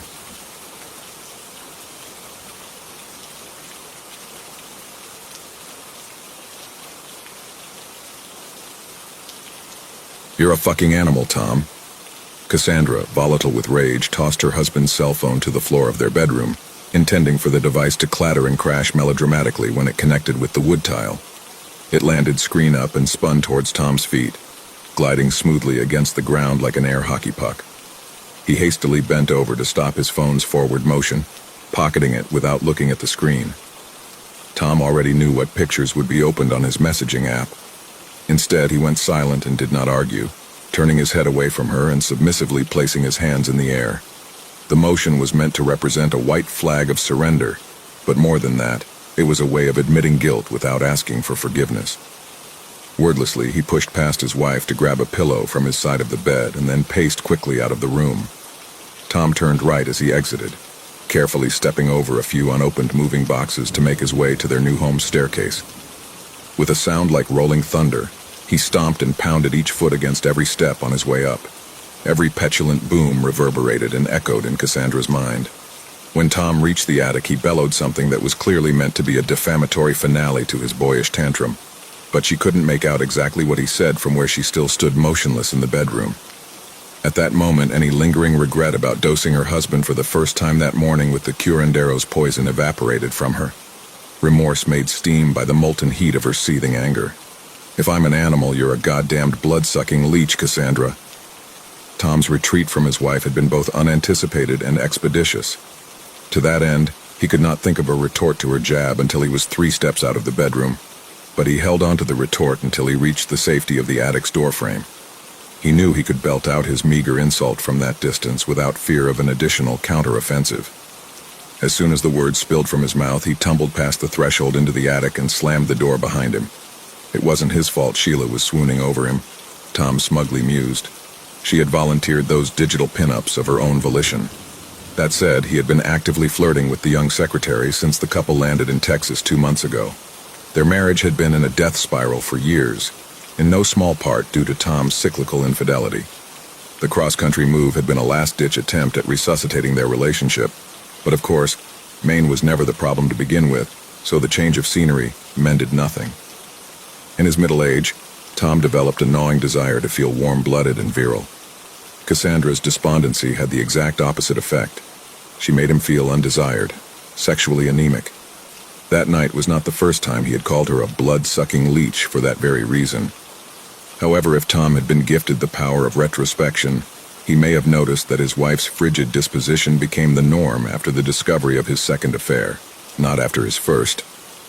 "I want something that will make him feel even a small fraction of the insanity he's put me through," Cassandra whispered to the curandero, visually scanning the entire antique store for possible interlopers or undercover police officers before she asked the purveyor of hexes standing behind the counter for anything definitive and incriminating. Multiple family members had recommended this unassuming shop on the outskirts of downtown Austin for an answer to Tom's beastliness. The apothecary grinned and asked her to wait a moment, turning to enter a back room concealed by a red silk curtain. The witch doctor was not what Cassandra expected. She couldn't have been older than 30, and she certainly did not present herself like a practitioner of black magic. No cataracts, scars, or gemstone necklaces. Instead, she sported an oversized gray turtleneck with part of a floral sundress peeking out from the bottom. She returned seconds later, tilted her body over the counter, and handed Cassandra a vial no bigger than a shot glass. Inside the vial were innumerable tiny blue crystals. They were slightly oblong and transparent, looking like the illegitimate children of rock candy and fish food. The curandero cheerily instructed Cassandra to give her husband the entire ampule's contents over the course of about 3 days. As she left the store, the shopkeeper cryptically reassured Cassandra that her husband would be thoroughly educated on his wrongdoings by the loving kiss of retribution. "Why is it so fucking cold up here?" Tom mumbled to himself, doing laps around the perimeter of his makeshift sleeping quarters in the attic. It had been approximately 3 weeks since their argument and his subsequent relocation. At first, he didn't much mind it. The Cold War between him and Cassandra was taxing, but he had his phone and Sheila's escalating solicitations to keep him company. But as of the last few days, he had begun to feel progressively unwell, feverish and malaised. Then he noticed the small lump on the underside of his left wrist. It was about the size of a dime, skin-colored, immobile, and profoundly itchy. Tom felt like he spent almost every waking minute massaging the area. The irritation then became accompanied by white-hot burning pain, gradually extending up his arm as the days passed. One night, as he scratched the area, the lump moved a centimeter closer to his palm. He paused to inspect the change, assuming the vexing cyst had finally been dislodged and neutralized. After a few seconds, however, it moved again, but in the opposite direction and without Tom's help. And then again, slightly further up his forearm. Revitalized by panic and confusion, he began clawing recklessly at the lump until the skin broke and a small black button was liberated from the wound, only to scurry away to an unseen sanctuary. Tom thought the button looked and moved like a deer tick.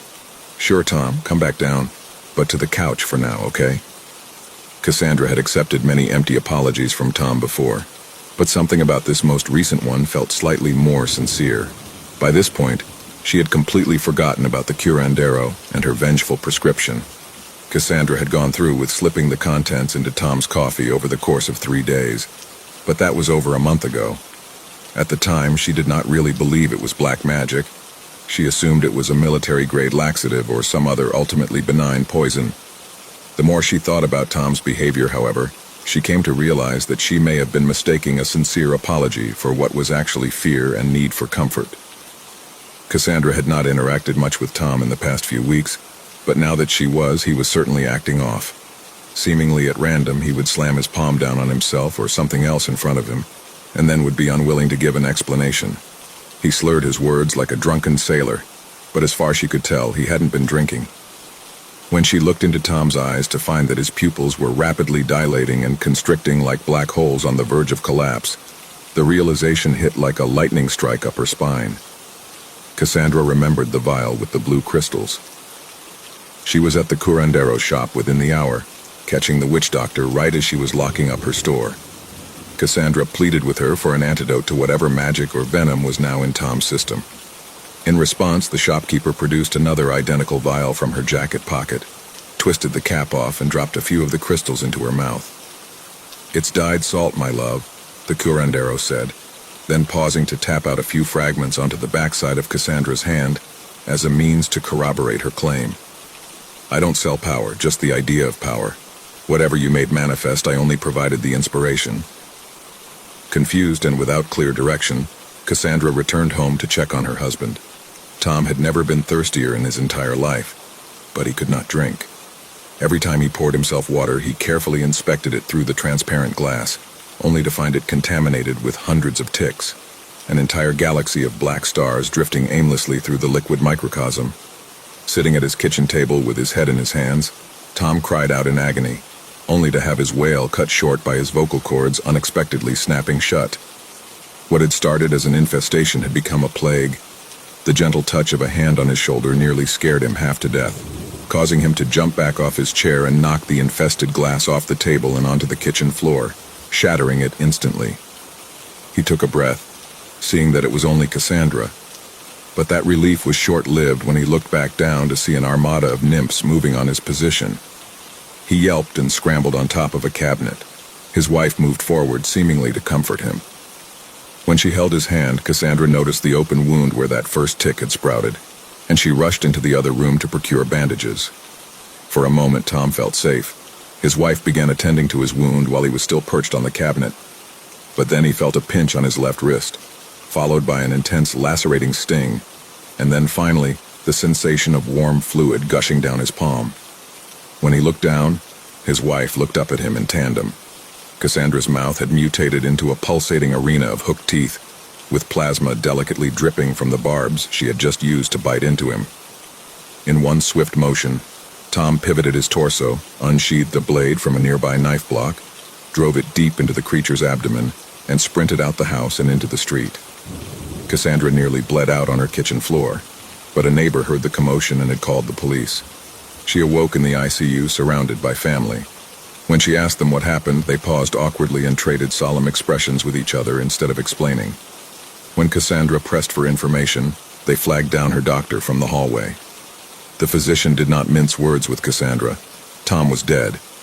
He had been picked up by the police fleeing the neighborhood, but had been delivered to the same ICU she was currently in when he started to wheeze violently and turn blue. "Do you have any pets, dogs especially?" the doctor asked. "Where in your house do you and your husband sleep? Have you ever seen any bats in your home?" Cassandra explained that they had bought their home recently, that Tom had been sleeping alone in their attic after a particularly nasty argument, and that she had seen a bat fly out a window once when they were moving in. She then detailed her husband's odd behavior in the time leading up to her assault. The physician frowned and then elaborated on their suspicions. The dilating pupils, the hallucinations, the fear of water, and the inspiratory spasms. They all suggest that your husband contracted rabies while living in your attic. Most of the time, people in the U.S. contract the disease from a dog bite. However, bats are known to transmit the disease too. What's worse, if bats are in your home, they can bite you in your sleep without you waking up. If contracted, the disease is universally fatal and there is no known treatment. Tom died from his airway spasms. You nearly died too, from blood loss. Did you know you have an extremely rare blood type, AB negative? Only 1% of the population has this blood type, and unfortunately, the hospital has been critically low on replacement blood that is a B negative for almost a month now. We were initially very concerned. You needed more AB negative blood than we had. But as serendipity would have it, Tom was a B negative as well. Imagine that. Thankfully, rabies cannot be contracted through the blood, only through saliva. That's why it is contracted through bites. Although it was unconventional, our administration gave us the green light to give you a large portion of his blood. In essence, Tom's blood saved your life. The doctor paused, waiting patiently for whatever questions Cassandra had. But she had none. Instead, there was an eerie, uncomfortable silence for almost a minute. Then Cassandra tilted her head back, closed her eyes, wept, and had a very long laugh.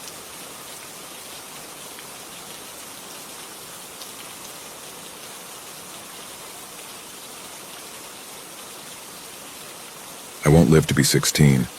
I've been stuck at this hospital bed for half a year, and at the start, the Make-A-Wish people showed up. It wasn't one of my worst days, but I couldn't stand the way she looked at me. I was dead already. She wasn't seeing me. She was seeing a ghost. Then she kept asking if I was sure, making me repeat myself. I was too tired to be mad, but needed her to stop. So I said it. I want you to cure my cancer. I should feel bad, I guess. She left my room crying, but no one came back. Later, I can't remember what day, a nurse showed up with this laptop. It's easier to use than the tablet, and it's helped a little when I can focus. Another nurse showed, or maybe the same one.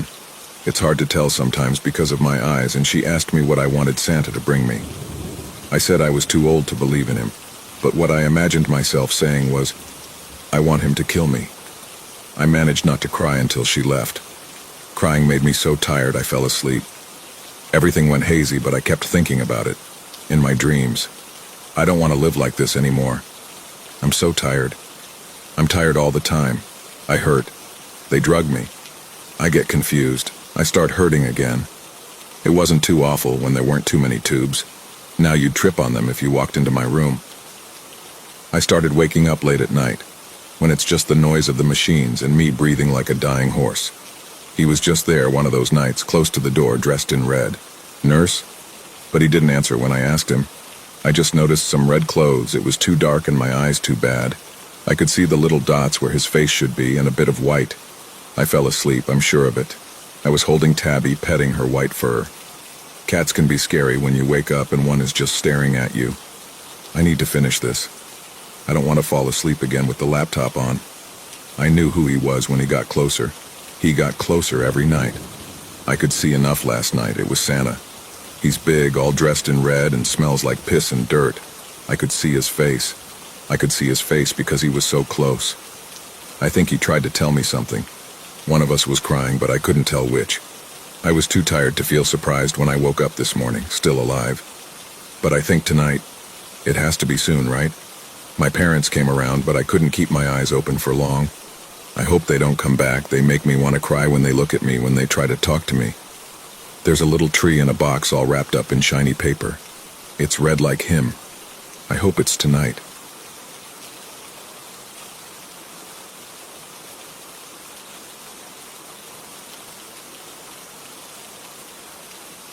So my girlfriend and I went skiing for Christmas, and something seriously messed up happened.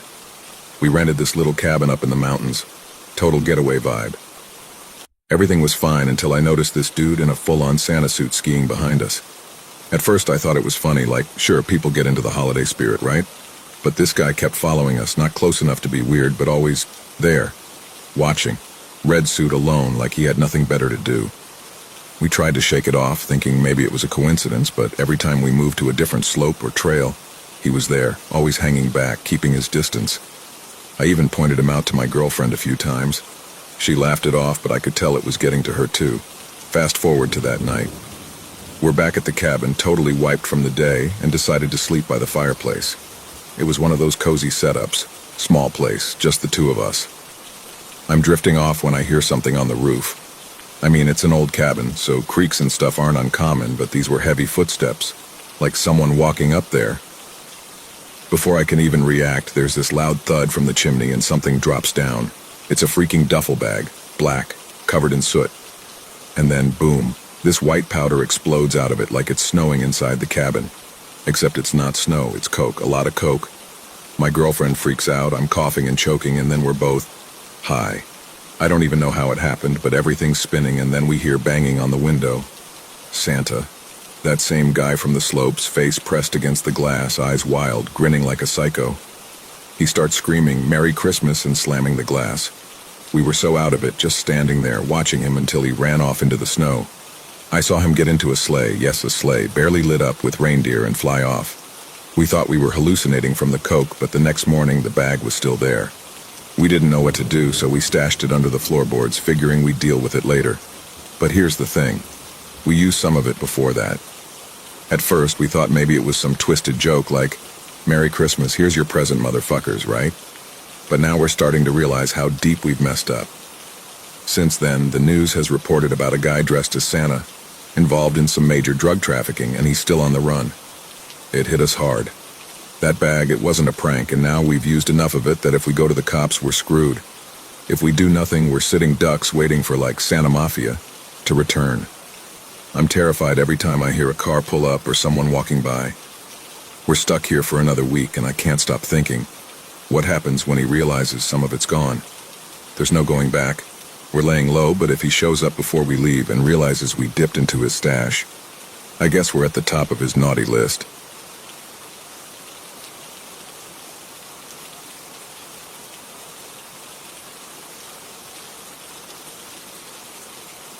I've always had experiences with the paranormal, and the same goes for my entire family, whether it's seeing, feeling, or just hearing them. However, this specific experience happened when I was 12 years old in the Philippines. My cousins and I would always stay at our grandparents' house for the summer. One night, I woke up to the sound of my aunt calling my name. I didn't answer because when I looked at the time, it was 3 a.m. Devil's Hour.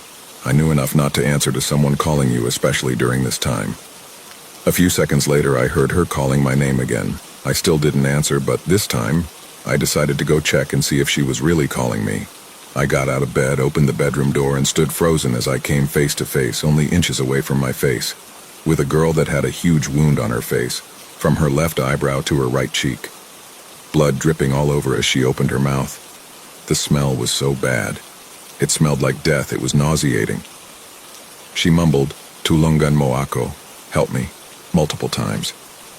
As she said this, I realized what was happening. We were always told by the elders not to talk to ghosts, or don't help them if they ask for help because it would make the ghost follow you until they're satisfied. So I walked past her instead. I didn't bother looking behind me and went straight to my aunt's bedroom. I opened the door and saw my aunt sleeping soundly in her bed. Then I knew someone or something was playing tricks on me. I walked out of my aunt's bedroom and there was the little girl again. This time it wasn't just her. There was a younger boy next to her. They were holding hands. The boy didn't have a face and the girl mumbled the same words, except she addressed both of them, "Tulungan mo kami," help us. I looked at their feet and saw that they both had chains on each of their feet. I usually wasn't scared of ghosts as I've always seen them, so I ignored what the elders told us and talked to her. I said I was sorry and told her I'm only a kid and I can't help them. After saying that, they vanished. I felt relieved, thinking it was going to be over. It wasn't. I heard a scream from outside the house and a gut feeling made me go out the patio and check what was going on. I looked around and my eyes landed on the mango tree on our neighbor's yard. There stood a couple, one wearing a wedding dress and the other wearing a barong. They were facing me, but there was a problem. They didn't have heads. So I closed my eyes for a few seconds, and when I looked again, they were gone. I looked at the moon. It was a full moon, wondering why all of these were happening. Suddenly, a cold breeze rushed through, and I saw a bat-like creature going into view in front of the moon. I knew it was a manananggal, a half-upper body bat-like creature. I could fuck with ghosts, but not with monsters. I ran back to the house, locked the door, and made sure all the windows were closed. As I was waiting for the manananggal to pass, I felt eyes behind me. I looked, and it was the same little girl. But this time, she didn't say anything. Instead, she was just staring into my soul. I was feeling annoyed at this point, so I told her off. "I'm not scared of you. If you're the one doing all these to me, I don't care. I'm still not going to help you. So, go away," I said. She screamed, a blood-curdling scream. It was so loud. Then she was gone. I fell to my knees. I was shaking. I felt like throwing up, but I pushed myself up and went back to the bedroom. I looked at the time, 3:03 a.m. All these happened in 3 minutes. How? I don't know. I tried to go back to sleep, but I couldn't. The next morning, I asked my aunt if she remembered calling my name and asked my cousins if they heard any screaming that night. They said no. So I dropped it. To this day, I can still vividly remember what happened. I still don't know if that was a dream or if it really did happen, but it all felt so real.